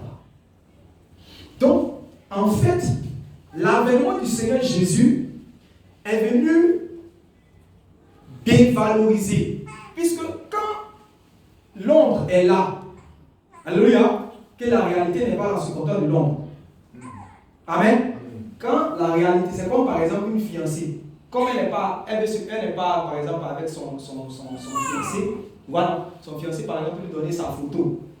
Donc, quand il a sa photo, elle est au fait, dit, bientôt, j'aime me marier, bientôt, en tout cas, mon fiancé là, quand on dit quoi ton fiancé, elle montre sa photo. En tout cas, le voici, que bientôt, ça c'est la photo, l'image. Maintenant, le jour où son fiancé arrive, quand son fiancé arrive, fiancé est là, et puis maintenant elle prend photo là. Il dit bonjour ma soeur, bonjour chérie, bonjour ma soeur, puis maintenant elle est là. Mon fiancé, elle prend photo là. Lui-même la réalité est là, mais elle prend photo, il dit oui, bon, il dit bonjour, oui, bonjour. Il va dire, elle est quoi? Elle est folle. Est-ce que vous suivez? Maintenant, dans la loi de Dieu, dans tout ce qu'on appelle la loi, tout ce qu'on appelle l'Ancien Testament, il y avait des choses qui étaient réellement l'ombre du Seigneur Jésus. Quand le Seigneur Jésus lui-même il vient, ça passe à côté. C'est dévalué. Alléluia. On lui a dit, ce n'est pas tout ce qui est écrit là qui est l'ombre du Seigneur Jésus. Quand il dit par exemple, tu honoreras ton père et ta mère, où est Jésus là? Souvent il lisait la Bible. Souvent il écoute les choses, il dit là, il dit, hey Seigneur, tu ne convoiteras pas. Où est l'image de Jésus? Où est Jésus dans le côté ici? Mais quand on parle par exemple de sacrifice au temple pour expier, pour que les péchés soient pardonnés, on parle de Jésus ici. Maintenant, quand Jésus lui-même, l'agneau de Dieu, qui ôte le péché, tout le monde arrive, tout ça c'est dévalué. Alléluia. C'est ça que les Écritures, là, ou bien les apôtres vont appeler les lois de Moïse. Ça n'a rien à voir avec la loi de Dieu que Jésus lui-même dit. Et il va dire au verset 19 maintenant tant que le ciel et la terre ne passeront point. Ça veut dire que ça, ce n'est pas une affaire de ancienne alliance ou bien nouvelle alliance. Parce que le ciel et la terre sont passés. Non. C'est passé. Non. Ça veut dire que ce que Jésus a dit est une d'actualité. Puisque le ciel et la terre n'est pas passé, c'est pas une affaire d'ancienne alliance ou bien nouvelle alliance.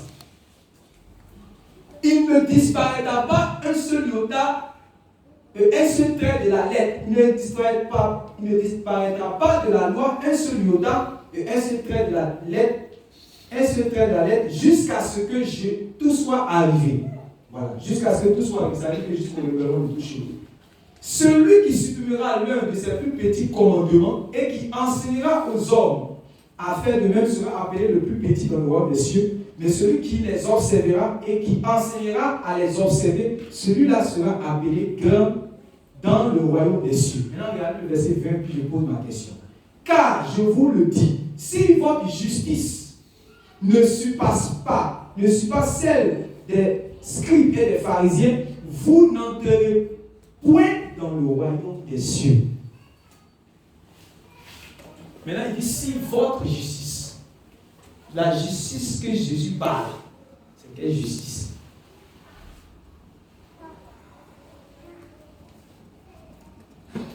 Après tout ce qu'on vient de dire, oui. Il parle de la mise en pratique des enseignements de Jésus. Les œuvres. Selon ce qu'on veut dire, oui. L'enseignement. Pas de quoi? La mise en pratique de la parole. Oui, de la parole, mais selon ce qu'on a entendu dire. Ce que oui n'est pas fondé. Regarde, le verset qui précède dit, celui qui suivra l'un de ses plus petits commandements. Voilà. Après, il dit que celui qui suivra l'un de ses plus petits commandements et qui en sera aux hommes de faire demain sera appelé le plus petit dans le royaume des cieux. Celui qui les observera et qui enseignera à les observer, celui-là sera appelé grand dans le royaume des cieux. Donc, c'est en réalité, la justice dont il parle là, c'est quoi? L'observation des commandements de Dieu. Les commandements de Dieu là, il n'y a pas à faire des anciennes alliances, nouvelles alliances dedans. Il n'y a pas d'amuser. C'est pour cela que vous allez voir que l'apôtre Paul, qui est dans la nouvelle alliance, quand il enseigne à l'église, il va prendre Éphésiens chapitre 6. Dans Éphésiens chapitre 6, il va dire qu'enfant, il faut payer à terre. Où il a pris ça? C'est le commandement de Dieu. Il n'a pas fait de l'ancienne alliance dedans. Il dit que quand tu vois le vieillard à cheveux blancs, vous prenez les exemples que vous ne faites pas attention, tu vois le vieillard à cheveux blancs sur sa tête. Et puis, réellement, toi, tu es assis, il est arrêté là. Tu dois faire quoi? Te laisser de la place. Voilà. Ça, il n'y a pas ancienne alliance, pas nouvelle alliance. Si tu n'es pas enlevé la tienne, poli. Impolitesse n'a pas nouvelle alliance, ancienne alliance. Est-ce que vous me suivez? Voilà. Il y a beaucoup de choses comme ça. Il y a pas fait. Est-ce que ça parle des noms ombre de Christ, réalité de Christ? Pas ombre de Christ, réalité, c'est le commandement de Dieu. Ça, c'est depuis le ciel, ça ne disparaît pas. Est-ce que c'est clair? Si c'est clair, voilà. Maintenant, il dit, quand il dit si votre justice, puisque en réalité, le pharisien, lui, ça, lui, ça veut dire que ce qui est important, lui, c'est pas ça qui l'intéresse. Mais c'est les rites. Voilà, les rites de Moïse. C'est ça qui la dîme du cumin, la dîme de la menthe, la dîme de la dette, toutes ces choses. L'observation, pourquoi tu n'es pas lavé soigneusement les mains, pourquoi tu n'es pas circoncis, pourquoi, voilà, les choses. Pas que ce n'est pas important, mais seulement que c'était l'ombre. Est-ce que vous suivez? Mais c'est ça. Ouais, c'est sur ça que réellement lui insiste. Et non seulement il y a ça, mais le fait que même il est hypocrite dedans encore. Est-ce que quand tu le vois dehors, tu vas te dire que homme de Dieu, homme saint. Mais en réalité, c'est un tombeau blanchi. Il porte réellement des longues filatères tout en blanc ici. Quand il y a les cloches même, quand ça met sainteté peut-être à l'éternel. Quand tu regardes, tu dis voilà, homme saint, homme pieux. Vous savez que quand Pierre est en train de prêcher dans Actes chapitre 2, là, on dit que c'était des hommes croyants, c'était des hommes pieux qui sont venus. Mais vous savez que l'assemblée, la foule s'est divisée en deux après la prédication. Et du moins après la manifestation du baptême du Saint-Esprit. On dit qu'il y avait d'autres qui croyaient, qui étaient étonnés du moins. Mais il y avait d'autres qui se moquaient. Il y avait d'autres qui se moquaient de ce qu'ils étaient en train de voir.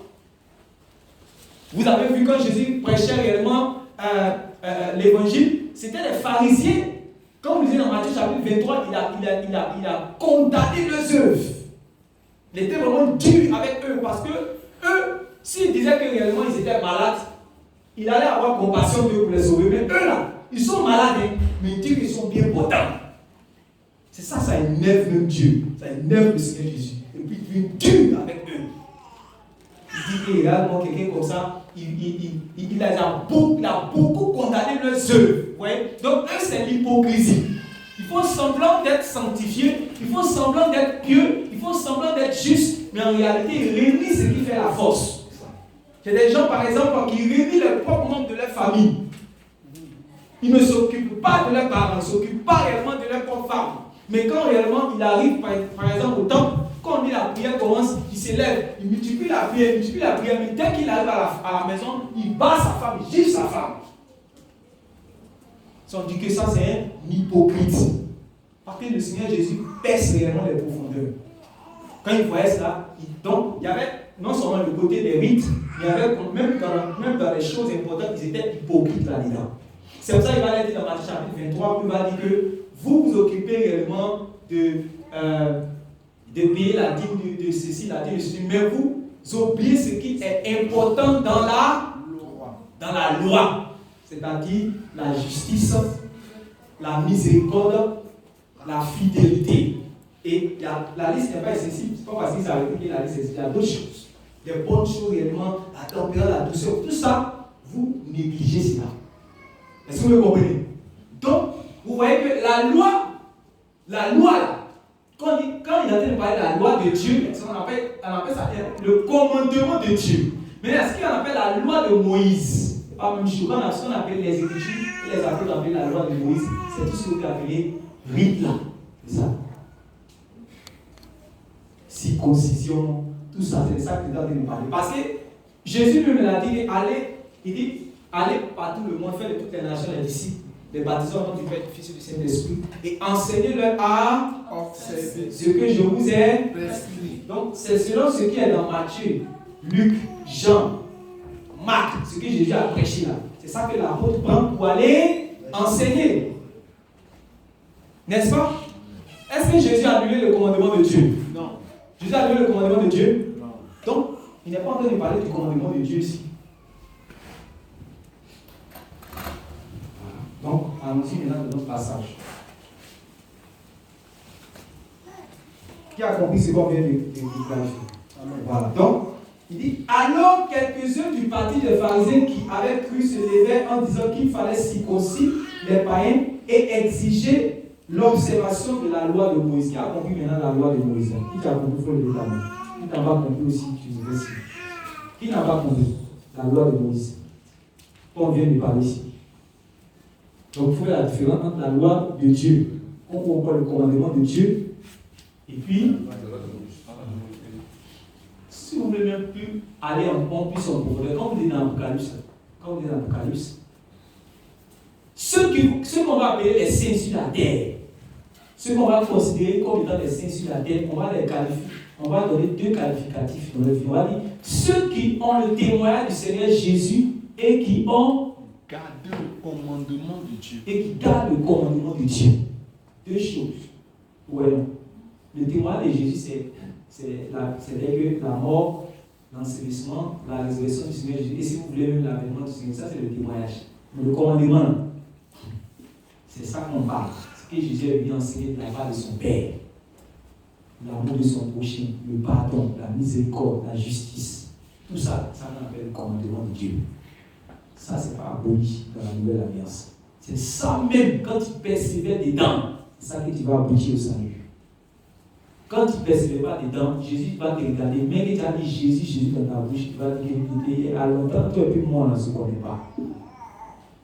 C'est pour cela que Jésus a dit à d'autres qu'ils ne connaissent pas. Parce qu'ils ont mis le commandement de Dieu à côté en confessant lui son nom. Quand tu confesses son nom, lui, il n'est pas flatté. Amen. Mais il est plutôt content lorsqu'il voit quelqu'un réellement en train de garder le commandement de son Père. Quand il a vu Nathanaël sous l'arbre, il n'était pas content. Il était content. Il faut pratiquer le commandement de Dieu. Il dit alors quelques-uns du parti des pharisiens, voilà, il va dire quelque chose sur ça. Alors quelques-uns du parti des pharisiens qui avaient cru se levaient en disant qu'il fallait circoncire les païens et exiger l'observation de la loi de Moïse. Et là, c'est quelque chose de grave. Dis à quelqu'un, c'est grave. Dis à quelqu'un, c'est grave. Voilà des gens qui ont cru au message du Seigneur Jésus. Quand tu crois au message du Seigneur Jésus, c'est pour devenir chrétien. C'est pour devenir disciple de qui? Du Seigneur Jésus. Mais ils sont disciples du Seigneur Jésus. Mais la Bible dit quelque chose. La Bible dit qu'ils sont du parti. Comment tu peux être dans un mouvement, mais tu es dans un parti? Comment tu peux être dans un groupe, mais tu es dans un même groupe? Voilà des choses qui fatiguent l'Église depuis les temps. C'est ça quand l'apôtre Paul commence à parler aux Corinthiens, il a dit que vous êtes dans les sectes, ceux qui créent les divisions. Quand on parle de sectes, ça veut dire qu'en réalité, on est en train d'aller quelque part. On est d'accord qu'on est en train d'aller quelque part, mais il y a un petit groupe qui se forme quelque part. Toi, tu dis que tu viens pour un nouveau message du Seigneur Jésus. Et tu sais même que Jésus a été contre les pharisiens. Il a dit de ne pas écouter les enseignements. N'est-ce pas? Donc, ça veut dire que quand tu viens à l'école de Jésus, ton bagage de pharisien, tu te déposes à la porte. N'est-ce pas? Et puis tu commences maintenant l'école de Jésus. Mais le pharisien, là, est-ce que vous croyez? Oui, nous croyons. Est-ce que vous allez au ciel? Oui. Est-ce que vous croyez que Jésus vit? Est-ce que vous voulez cet esprit? Oui, Dieu a donné. Mais il y a une chose là. Quand on dit persévérant dans l'enseignement des apôtres, sont assis dans l'église. Quand les apôtres commencent à parler, dire Dieu a parlé enseignement par les prophètes qu'il va faire une alliance nouvelle, que ce ne sera plus la circoncision selon la chair, c'est une circoncision qui est faite des hommes, mais ce sera une circoncision de l'esprit. Dieu va vous donner un nouveau cœur. Quand le pharisien entend ça, son cœur fermé, il ne croit pas à ça. C'est-à-dire, tout ce que vous êtes en train de prêcher, quoi? Mais ça c'est sa doctrine. Dieu a dit sa doctrine. C'est dans son cœur. Ça, seulement, on ne peut pas toucher. C'est dans son cœur. Non, c'était là. Il s'appuyait là-dessus. Quand la prédication finit, il dit, hey, Gamaliel, viens. Samuel, viens. Attends, t'as entendu ce que le pasteur Pierre a dit aujourd'hui? Non. Nous, on était à l'école de Gamaliel, nous, on était à l'école de Anne de Caïphe. On nous a appris par nos pères que c'est la circoncision. Comment on peut venir dire encore que non, moi je crois à tous les messages. Mais ça, seulement, je ne peux pas croire. Je vais vous parler de la réalité qui se passe dans l'église. Quand on est là, on regarde, nous, on en envoie des mains. C'est ça. C'est ça qu'on appelle là, les sectes là. C'est comme ça que ça commence. Quelqu'un qui dit qu'il a des mouvements, Dieu dit qu'il t'a envoyé dans un mouvement, il t'a envoyé, il sait pourquoi il t'a envoyé. Il sait pourquoi il t'a envoyé. Mais comment on peut être réellement en Jésus tout en étant du parti des pharisiens? C'est très important à souligner cet élément. Tu es en Jésus, mais tu n'es pas en Jésus. Si tu es en Jésus, il faut rester en Jésus. Afin d'être en Jésus et tout en étant du parti des pharisiens, c'est dangereux. C'est dangereux. Tu suis réellement un groupe, tu suis un mouvement, tu suis un pasteur, tu sais que réellement il prête la vérité. Mais par exemple, tu sais qu'il y a quelqu'un qui prêche contre ces messages, les messages qui vont contre le message de celui que tu suis là.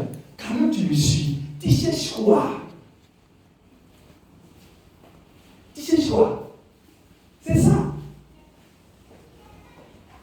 C'est vrai que vous avez dit que Jésus n'a pas dit à ses disciples que, voilà, c'est moi je suis l'enseignant par excellence. Donc, il n'y a pas de problème. Vous pouvez suivre les enseignements aussi. De temps en temps, vous partez à la synagogue, vous écoutez aussi les enseignements de la synagogue. C'est ce qu'il a dit. Non. C'est ce qu'il a dit. Non. Jésus a dit, gardez-vous de leur. Autrement dit, quand tu te garder de l'enseignement, ça veut dire quoi? Ça veut dire que tu ne vas pas partir à la synagogue. Hein? Donc, quand tu ne vas pas dans la synagogue, est-ce que c'est un abus spirituel? C'est un abus spirituel. C'est quand tu es un gardien intelligent, quand tu es un berger intelligent, c'est comme ça que tu fais. Parce que la parole a une puissance. La parole, elle a une puissance. Qu'elle soit de Dieu ou de diable, elle a une puissance. C'est pour cela que quand Pierre a commencé à dire non, que arrière de moi, tu ne vas pas mourir, la parole qu'il a libérée est puissante contre ça, vient contre les dispositions de Jésus.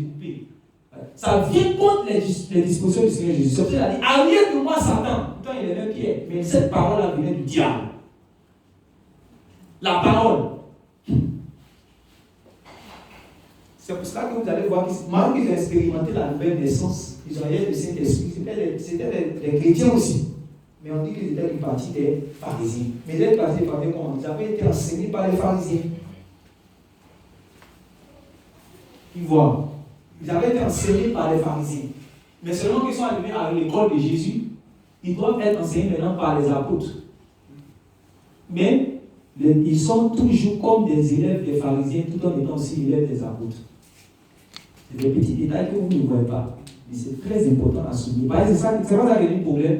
Puis c'est eux, quand ils sont devenus enseignants, ils sont venus se mettre réellement là devant pour dire que réellement, vous les frères, nous sommes des enseignants, nous sommes des docteurs de la loi, nous sommes des enseignants. Nous sommes venus vous dire que si vous ne faites pas circoncis, selon le rite de Moïse, si vous ne faites pas circoncis et que vous n'enseignez pas les livres de Moïse, la loi de Moïse, vous n'allez pas rentrer haut dans le ciel. C'est venu à partir d'un faux enseignement qui n'étaient pas prêts à s'en défaire. Ils n'étaient pas prêts à désapprendre. Ils sont devenus des maîtres, mais avec une gangrène. Ils sont devenus des maîtres, mais avec une gangrène. Ils sont devenus des maîtres, mais avec une plaie.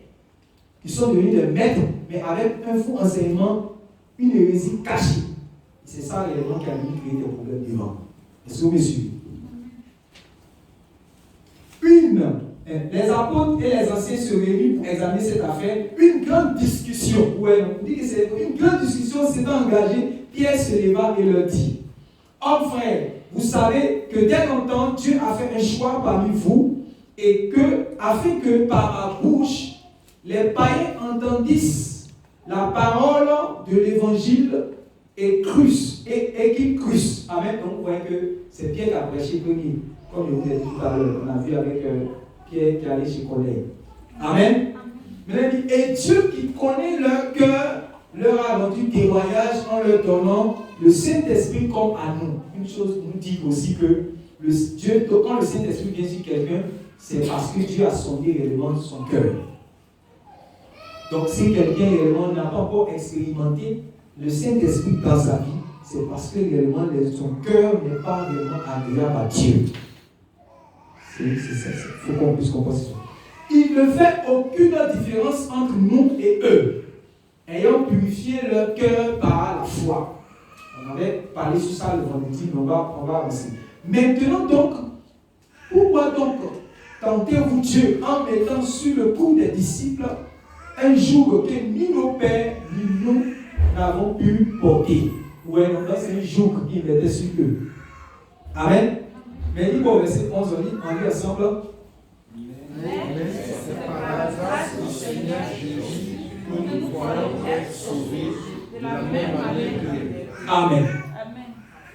Vous voyez que la même parole que vous avez lue dans Éphésiens chapitre 2, c'est Pierre qui a parlé de ça ici. Vous voyez que Pierre a parlé de ça ici. Ou bien? C'est pas ça? Il dit, mais c'est par la grâce du Seigneur Jésus que nous croyons être sauvés. Amen. Que nous croyons, c'est par la grâce du Seigneur Jésus que nous croyons être sauvés de la même manière que. Maintenant, le salut dont on parle ici, vous comprenez au fur et à mesure qu'on avance. C'est comme ça qu'on lit la Bible en fait. Ça veut dire qu'il y a des gens qui sont rachetés, des gens qui sont justifiés, des gens qui sont réellement purifiés, des gens qu'on appelle réellement chrétiens qui attendent l'avènement du Seigneur Jésus. Le salut est un commencement d'abord. Amen. C'est quoi dit? Le Seigneur Jésus ajoutait à l'Église ceux qui étaient sauvés. Amen. Mais, comme vous dites dans l'Hébreu comme ça, on dit que le Seigneur Jésus revient pour ceux qui l'attendent pour être sauvés. Sauver de là-bas et le sauver de l'autre, ce n'est pas la même chose. C'est comme ça qu'on a la Bible en fait. Dieu demande que ici, est-ce que vous êtes sauvé? Vous pouvez répondre oui. Vous êtes sauvé, mais vous savez de quoi vous parlez quand vous parlez du salut, quand vous êtes sauvé. Vous parlez réellement du fait que vous avez été pardonné de vos péchés. Est-ce que vous êtes au ciel? Non. Mais ce n'est pas encore fini, la course continue. Et cette course, c'est ce qu'on a lu tantôt en disant ceux qui, par la persévérance, a bien fait. Oh, comment tu vas faire si on t'a enseigné? On va t'enseigner pour t'apprendre à bien faire. C'est pour ça que tu dois être à l'église, dans l'église, entendre ce que tu dois faire pour être agréable à Dieu. Les apôtres ont dit, nous avons enseigné comment vous devez vous conduire pour plaire à Dieu. Si tu n'es pas assidu, tu viens quand tu veux. Est-ce que tu vas pouvoir bien te conduire? C'est pour ça qu'on te regarde dans le ciel. On voit que tu n'es pas brisé. Donc tu n'es pas fait pour le royaume. Pourtant tu crois au Seigneur Jésus. On voit que tu n'es pas doux. On voit que tu n'es pas doux. On voit qu'il y a encore la colère. Pourtant tu confesses le nom du Seigneur, mais encore la colère. Mais pour toi, il te dit que ce n'est pas important. On voit que tu ne pardonnes pas. Toi, tu te dis que non, c'est le Seigneur Jésus, je confesse au monde que le manque de pardon va faire que la porte du ciel sera fermée. C'est pour ça que tu vas venir pour écouter l'enseignement sur comment on pardonne. L'enseignement des. Les gens disent non, on n'a pas besoin de prêcher ça aux chrétiens. Un chrétien, lui, déjà, il peut réellement obéir. Pourquoi? Ceux qui vous prêchent à Dieu, vraiment. Un chrétien de lui-même il a déjà fait, il a déjà fonctionné. Voilà, on n'a pas besoin de lui dire que les églises de maintenant là, vous parlez d'une église où on vous dit ne fais pas ceci, il faut faire cela, c'est la loi, alors sortez. Vous parlez d'une église où on vous dit, on vous apprend la morale. Vous voulez prêcher Christ, vous nous prêchez la morale. Voilà les nouvelles phrases qui sortent dans ces derniers jours. Vous voulez nous prêcher Christ, vous nous prêchez le comportement, la conduite. Qui vous a dit que c'est la conduite qui sauve? Voilà l'évangile, voilà les paroles qui sortent de l'évangile et qui fondent la foi de certaines personnes et qui perdent la foi de certaines personnes. Or, vous savez que après tout ce qu'on vient de dire, vous comprenez maintenant que l'Église est une école de conduite. L'Église du Seigneur Jésus, c'est une école d'un comportement nouveau. Donc si on ne vient pas te prêcher le comportement nouveau, là, on prêche quoi? Non, il ne faut pas aller prêcher le comportement, il ne faut pas prêcher Christ. Prêcher Christ ça maintenant, qu'est-ce que ça veut dire?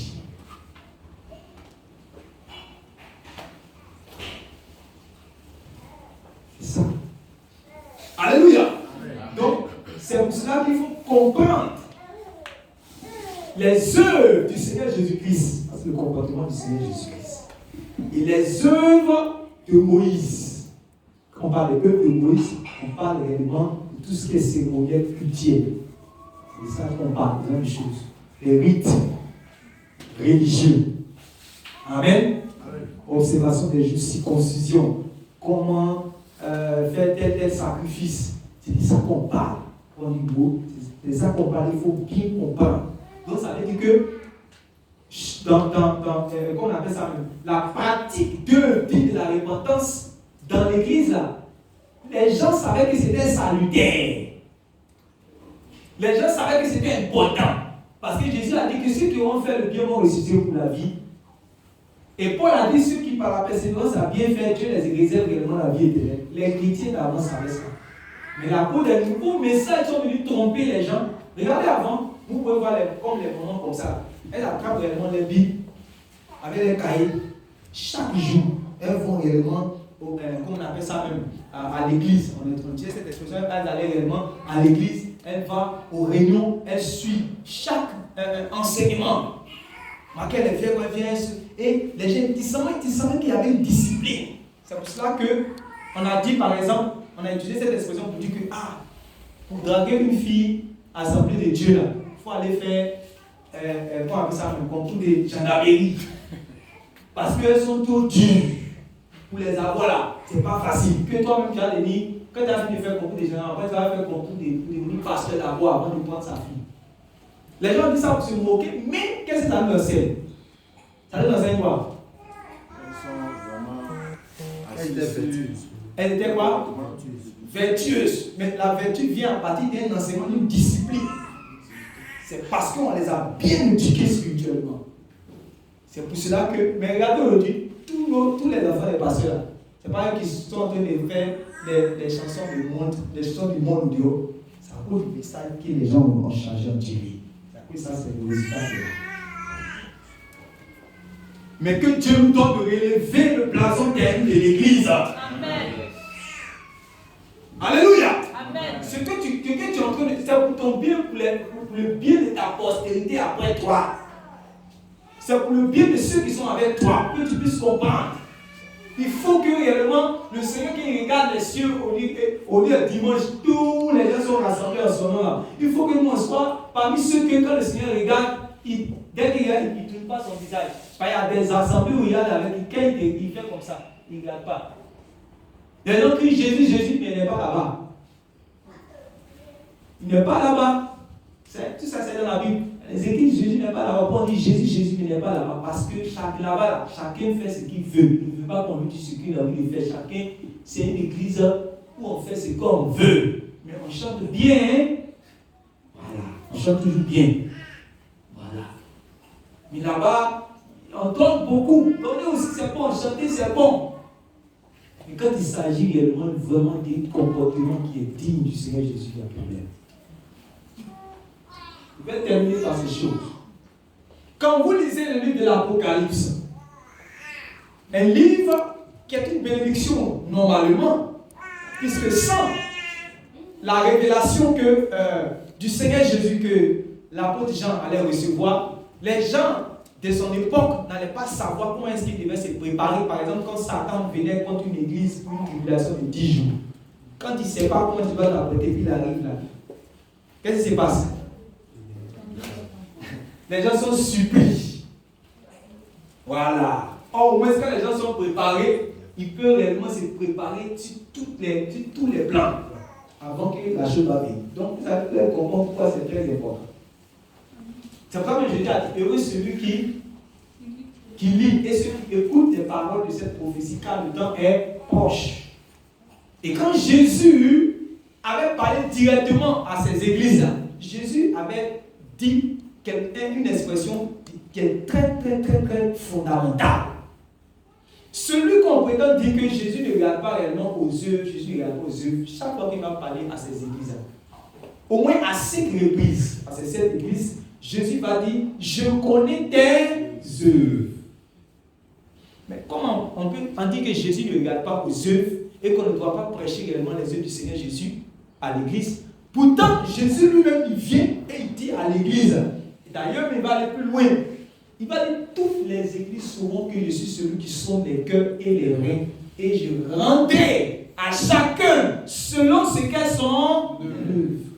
Tu vas finir d'entendre ça. Il t'a dit que oui, voilà, les œuvres, ce n'est pas important. Faites très attention, je ne sais pas de quoi tu parles.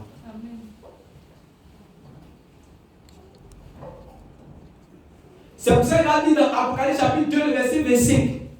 Il va dire à cette église-là, ce que tu as, garde ce que tu as jusqu'à la fin. Persévère dans mes œuvres jusqu'à la fin. Apocalypse chapitre 2, verset 25 à 26. Persévère dans mes œuvres jusqu'à la fin. Il va dire à l'église d'Éphèse aussi. Tu avais bien commencé, tu m'aimais, tu me servais. Parce que quand on parle d'œuvre, ça renvoie à deux choses, deux éléments. Ça renvoie à la conduite, puis ça renvoie au service. Amen. C'est à la fois. Quand Jésus a parlé, il a parlé de deux là. Ça renvoie à la conduite, ça renvoie aussi au service. Ce sont des choses liées. Amen. Parce que le Seigneur va demander des comptes aussi pour ces choses. Un service qui est mal fait, on va pas avoir de récompense. Amen. Amen. C'est un service qui est bien fait qui va avoir des récompenses. Ça parle aussi plus de la conduite. Parce qu'il faut que cette conduite-là, ça là, au moins, tu sois sauvé pour entrer. Il me suit. Amen. Il me suit. Les deux choses sont importantes. Mais il y a un là, au moins, ça, tu peux rentrer. Qui comprend ce que je viens de dire? Quand vous lisez les Corinthiens chapitre 3, on sera sauvé comme au moyen du feu. Il ne va pas avoir de récompense, son service était mauvais. Mais comme sa conduite était bonne, il a pu rentrer. Beaucoup n'ont pas compris cet aspect-là. Mais ce n'est pas en train d'encourager ou dire qu'il ne faut pas bien faire, puisque dans d'autres passages, dans Matthieu chapitre 24, on a parlé du mauvais serviteur. Lui, il allait en enfer pour avoir mal servi. Vous suivez? Très attention. Donc il a dit, je connais tes œuvres, je connais tes œuvres, je connais tes œuvres. À partir d'aujourd'hui, quand tu lis ta Bible, quand on parle d'œuvres, là d'ailleurs, quand on dit dans Tite chapitre 2, à partir du verset 14 à 15, 14, verset 14 dit que l'Église est un peuple zélé pour des bonnes œuvres. Et il donne des passages, vous pouvez les voir. Vous allez les voir. Vous écrivez après. Tite chapitre 2, verset 14 dit que l'Église est un peuple zélé pour des bonnes œuvres. C'est pour ça que si quelqu'un par exemple n'est pas hospitalier, ou bien quelqu'un n'est pas charitable, ton frère vient chez toi, il a faim. Tu dis que frère, j'ai faim. Il va dire que shalom, que Dieu soit avec toi. Au revoir, sois béni. Que Dieu te bénisse. Donc, Jacques entendait chaque fois de loin là-bas. Les gens disent la foi, la foi, la foi. Jacques dit, vous dites quoi nous? Que, ok, montrez-vous votre foi, montrez-moi votre foi là, hein, sans les œuvres. Moi, je vais vous montrer ma foi avec les œuvres.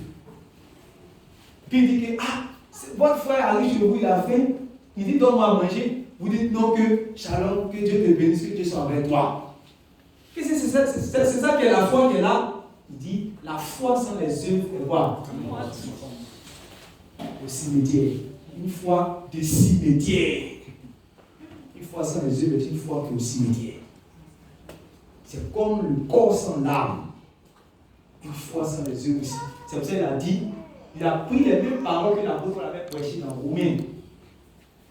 Quand il avait dit que, parce que les gens disaient, Abraham a été justifié alors qu'il n'avait accompli aucune œuvre. Il avait cru à la parole, puisque l'apôtre Paul est en train de parler là-bas dans un autre contexte. Mais ça fait que les gens se sont réellement assis sur ça pour établir les doctrines. Dit que non, il ne faut pas accomplir les œuvres pour être justifié, pour réellement rentrer au ciel, tout ça, il ne faut pas accomplir les œuvres. Ce n'est pas ça, c'est très dangereux de croire ces mêmes choses. Jacques va revenir sur le même sujet pour dire que Abraham, même qui repère dans la foi, vous ne savez pas que c'est après avoir obéi à Dieu, après avoir pratiqué les œuvres qu'il a été justifié. Et puis il dit que l'homme sera justifié pas seulement en croyant, mais aussi quoi? Par ses œuvres. Donc tu l'as. C'est dans quelle chair que vous allez entendre aujourd'hui que l'homme ne sera pas seulement justifié par la foi, mais aussi par les œuvres. C'est où ça? Pourtant, c'est la parole du Seigneur. L'Église devait dire oui et amen. Alléluia. Amen. Alléluia. Amen. Les gens étaient avant. Quelqu'un, un frère, dans telle assemblée, qui est peut-être à San Pedro, quand il arrive à Abidjan, ce qu'il n'a pas d'endroit réellement où aller, il doit venir faire peut-être une mission, mais une pousse. Il a un frère en Christ, même si ils peut-être ne sont même pas dans la même assemblée. Quand il a besoin réellement d'hospitalité, les choses étaient naturelles, ça passait. Puisque l'hospitalité, on ne fait même pas ça seulement avec les chrétiens. Mais si aujourd'hui, même avec les chrétiens, ça devient pas là, ça montre que réellement les œuvres ont disparu. Les bonnes œuvres ont disparu. Aujourd'hui, notre nom, le nom du Seigneur réellement est blasphémé à cause de nous. Regardez comment les gens se comportent. Aujourd'hui, même vous donnez les maisons maintenant même aux pasteurs.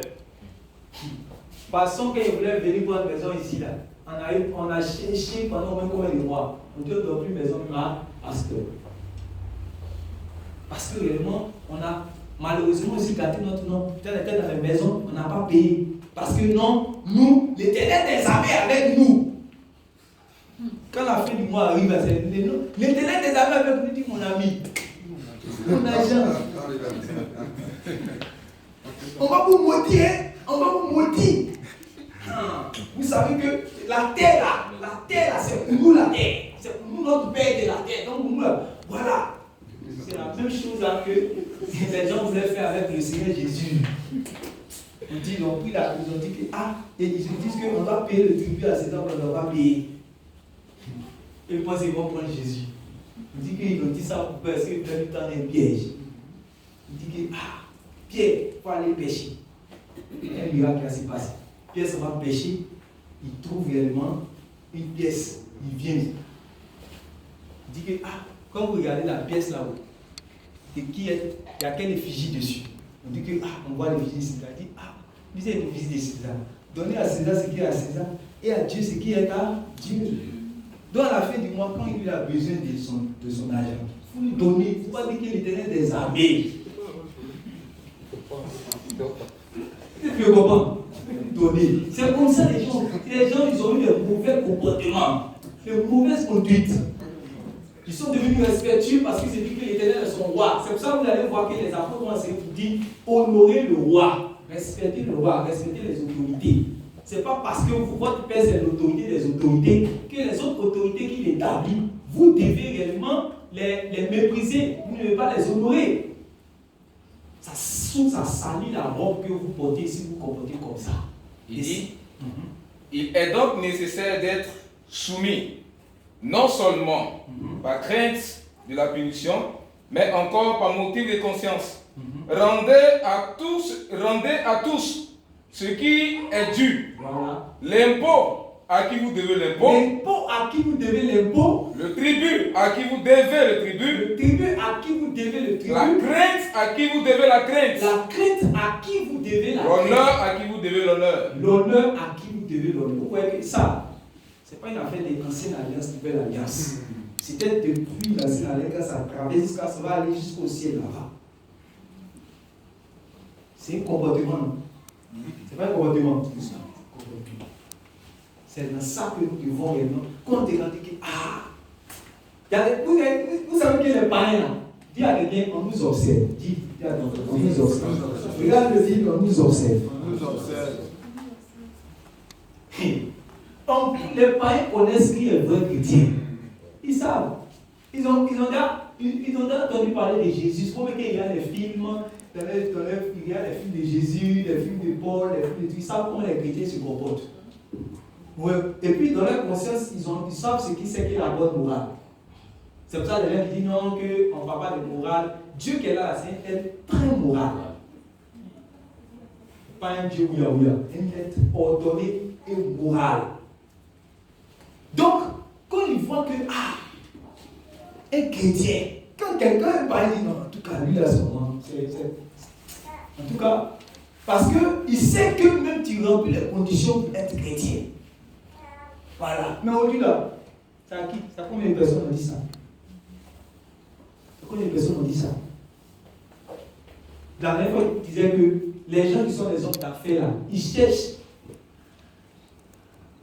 à qui ils vont faire confiance. Maintenant, c'est même plus à faire des diplômes. Pas les millionnaires. Chaque fois qu'ils ont cherché un diplomate, un diplômé pour venir garder son argent, un diplômé, mais avec un cœur de voleur.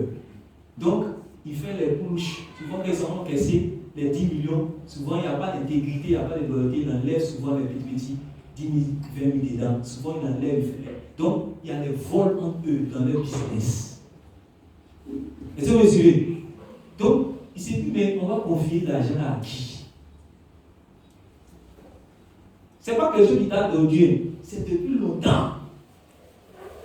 Vous comprenez? C'est pour cela que, quand vous voyez Daniel dans Babylone, il était intègre. Vous voyez Joseph en Égypte, il était intègre. Vous voyez tous ceux, et quand vous lisez dans les épîtres, les gens ont pu avoir accès au roi parce que réellement il y avait de bons chrétiens qui étaient intègres et qui travaillaient avec le roi, qui avaient un bon témoignage. Et il a arrivé ce moment, il dit que, en tant que ton Dieu là, vraiment, toi tu es un homme intègre. Il dit que c'est la grâce de Dieu.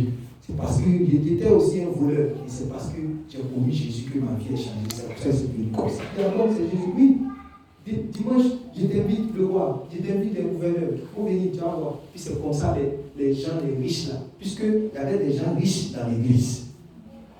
Mais c'était souvent les esclaves qui les envoyaient. Lisez bien la Bible. C'est les esclaves qui se comportaient bien. Maintenant, malheureusement, il y avait des faux esclaves. C'est-à-dire que ceux qui sont orgueilleux. Comme ils sont en Christ, donc ils se disent quoi? Mon patron est en Christ, moi aussi je suis en Christ. Donc on a le même Seigneur. Donc à la maison les tâches là, il ne fait pas. Quand il fait ça, il dit que souvent peut-être à la maison il appelle Seigneur. Ouais, mais depuis qu'il est devenu chrétien, il a arrêté de l'appeler Seigneur. Vous savez qu'on les appelait Seigneur. Est-ce que vous voulez qu'on aille bien? Amen. Amen. On les appelait avant là. Vous voyez que même aujourd'hui on dit patron. On dit patron. Voilà. Patron, c'est des mots qui sont vulgarisés, sont venus. Mais avant ça ne disait pas patron. C'est Seigneur, on disait. Même Marie, une femme dit son mari là, elle dit Seigneur. Monsieur on dit là. Monsieur on dit monsieur là. Avant c'était pas monsieur. Les Espagnols continuent d'appeler Seigneur. Voilà, Seigneur. Vous comprenez? Maintenant, les gens appelaient, par exemple, les esclaves appelaient leur maître Seigneur. Est-ce que vous me suivez? En guise de respect. Comme réellement, quand tu travailles avec ton patron en entreprise, tu ne dis pas réellement, si ton patron c'est Sidibé, tu ne dis pas réellement Sidibé. Le respecte en disant réellement monsieur Sidibé au moins, ou bien réellement patron. Mais comme réellement nous sommes devenus des frères en Christ, le protocole est enlève ça.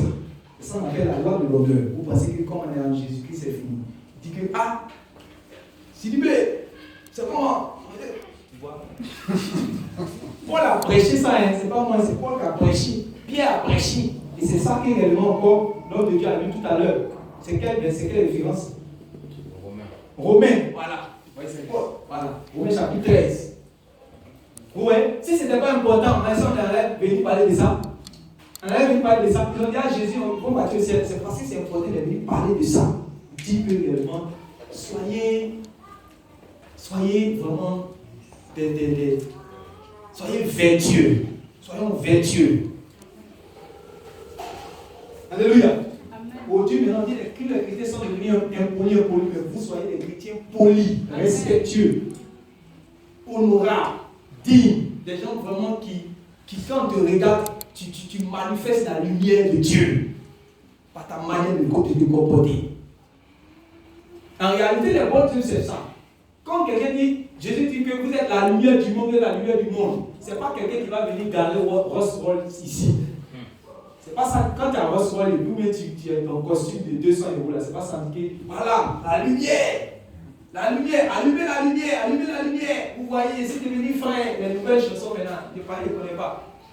Je suis devenu frère, tu vois pas ma fraîcheur.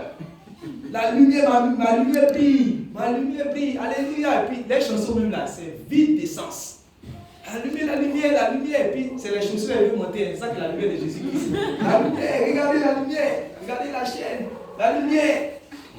Les chansons qu'on peut parler de Jésus. Ce sont des chansons que Jésus n'écoute pas. Amen. Le ciel n'entend pas. Est-ce que vous me suivez? La lumière là, c'est ta douceur avec ton mari. Amen. La lumière, c'est ta fidélité envers ta femme. La lumière, c'est ta tempérance. La lumière, c'est réellement ta soumission aux autorités, le respect. La lumière, c'est la sainteté. C'est ça qui dégage réellement la lumière. Sinon, les lumières que sont des dit là, ça c'est pas la lumière. Mais c'est en couleur, mais bon, vous savez. Voilà. Tout cas, que Dieu nous délivre. Gloire à Jésus. On va s'arrêter là. Gloire à Jésus. Amen. Acclamons pour le Seigneur.